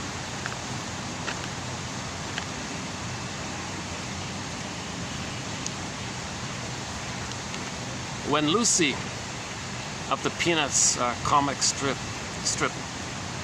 is called upon to tell the story of Snow White, she rises to the occasion in characteristic good form. Quote, "This Snow White, you see, has been having trouble sleeping. Well, what she does is she goes to the witch and the witch gives her an apple to help her sleep. Now, Snow White's finally getting a good sleep for the first time in weeks. But then this stupid prince comes along, kisses her and wakes her up. Unquote. To this strong misreading, to borrow Harold Bloom's term, Linus responds, quote, "I admire the wonderful way you have of getting the real meaning out of a story." It's just the absurdity of it all, right? So this was the introduction to the point of how we're struggling to interpret myths and fairy tales. So Snow White is a symbol of our beingness, our authentic, genuine home within beingness. It's frozen. How do we get it back?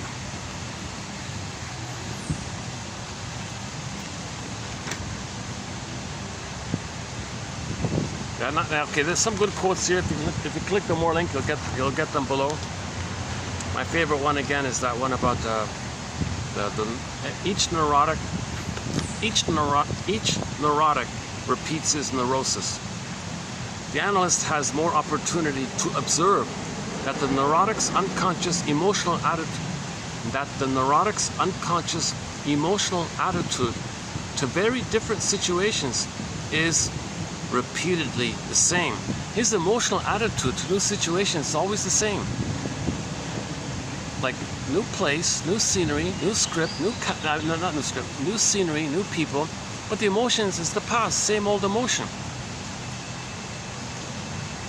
So you're transferring the old emotion of the struggle with the mother into the present, new scene in the present, but the same old emotion in the past. The shrink sees that. What the client needs, so the same drama is played frequently with different casts and sets. What the client needs is a better play, not the effort to make a success of the old play with new actors and scenery. Okay, in the last part we talked about this part. Let's not redo it here. In the last part 5, I think, we talked about that. Yeah, in part 5 we talked about it.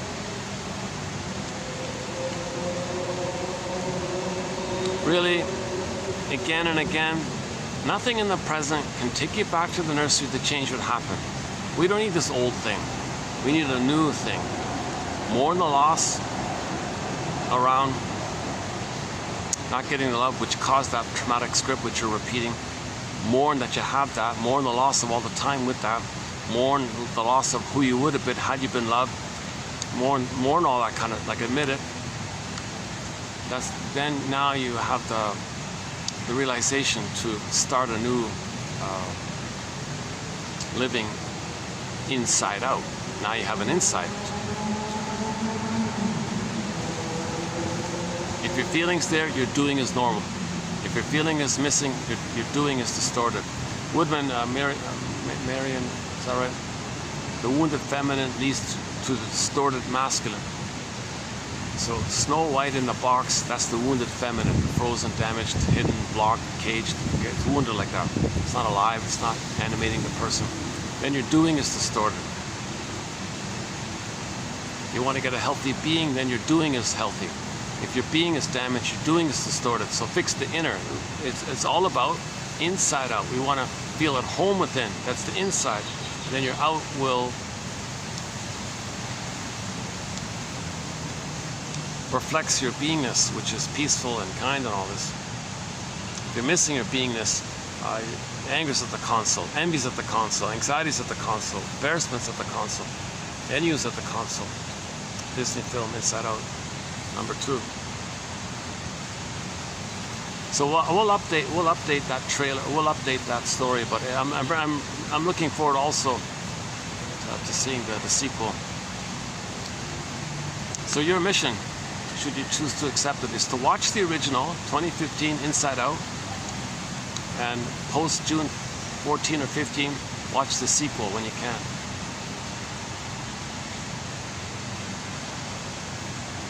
And to read the comic psychoanalysis, okay, to read some Karen Horney, James F. Masterson. Okay, better yet, just get this collection, 10,000 of the best quotes. Okay, on that note, I'll see you in the next video. So thanks very much, and The most recently newly added song to our soundtrack is Friends of Mine by Steve Perry.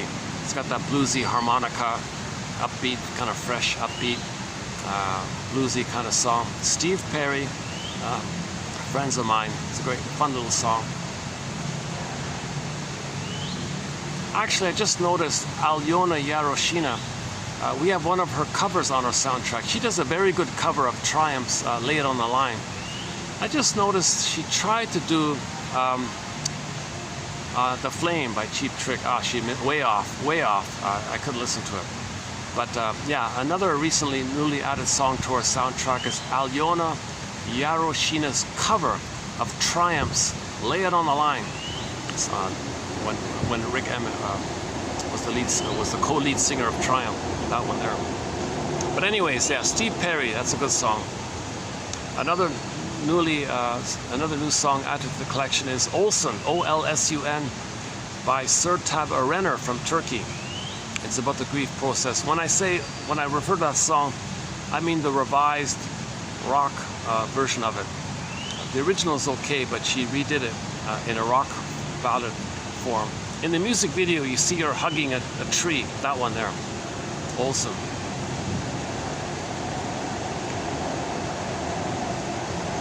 She talks about buying a cat to help her in the grief process.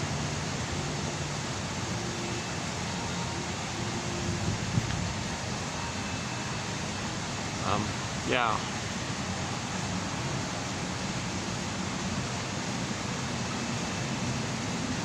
Okay, I wish I could just play the play button and play Friends of Mine, and you can hear the bluesy harmonica song by Steve Perry.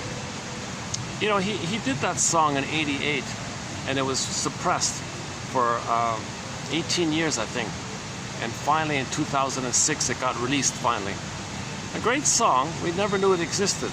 Look at that, eh? By Steve Perry, one of the greatest singers, Steve Perry. One of his best songs, I think, as well, called Friends of Mine. Very few people know it. Very good song, I thought. Just a fun, bluesy kind of song. The main line in there is about money and friendship. The main line is, you know, it doesn't matter who you are, you can't buy friends with caviar. You can't buy friends with caviar, no matter who you are. So I then realized he's an only child. And maybe it's in reference somewhere, because if you're people who are only children, they don't have that kind of playful banter with the siblings, and they're too caught up in the adult drama. So usually adult-only children have maybe a slightly harder time making friends. So I was thinking maybe him writing a song called Friends of Mine is code for how do I make friends kind of thing. Because he also said he felt a little alienated from his bandmates and all this to a degree. And maybe he thought, well, if he's wealthy, that doesn't work. You don't get friends that way. So we don't have a thread on the only child or birth order, but yeah, Mr. Adler talks about the birth order. We don't really cover it. But you know what? In the process of getting your parents a story, find out the birth order of your parents. Was the mother an only child? Maybe there's a clue there. Was she the middle, sort of sandwiched out kind of, or the youngest? Likewise with the father. Find out the humor of your parents. Do your parents have like a negative, cynical humor? Okay, that's trauma, like that, right? And so on. Okay, it's getting too dark. Yeah, okay. Let's wrap it up here. So thanks very much. I'll see you in 2806. We'll continue adding quotes to our various threads. The next video, as mentioned earlier, there'll be some new quotes on the BPD phenomena, the BPD psychology. Maybe just one more video on it. We did already 12 recently, so that's pretty solid. I feel good about that. That's pretty good.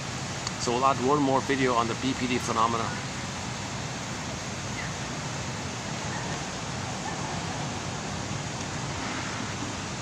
Oh, they're taking a group photo, yeah. Oh, but it's so dark. How do you take a photo in the dark like this? Unless they got a flash on the camera. So let's see if there's a flash coming up. Say cheese. 1, 2, 3. No, not yet. The photographer's getting in position, making an adjustment, making another adjustment, stepping back a bit to get everybody in the camera. Everybody's smiling. The group is in a very good, friendly kind of communal kind of place. Oh, the photo's taken, but I don't see a flash. I didn't see any kind of flash. I don't know if it's gonna work. It's probably too dark. It'd be like what you're seeing with me here. It'd be too dark. Huh? Yeah, you gotta get a flash. Well, that group there, yeah, that group is, I don't know who they are, where they come from, but yeah, they're having a nice time. Having a nice time.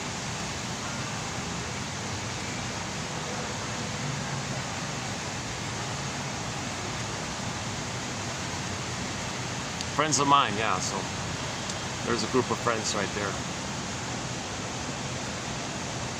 Yeah, so Steve Perry, friends of mine, harmonica, and I'll see you in the next video.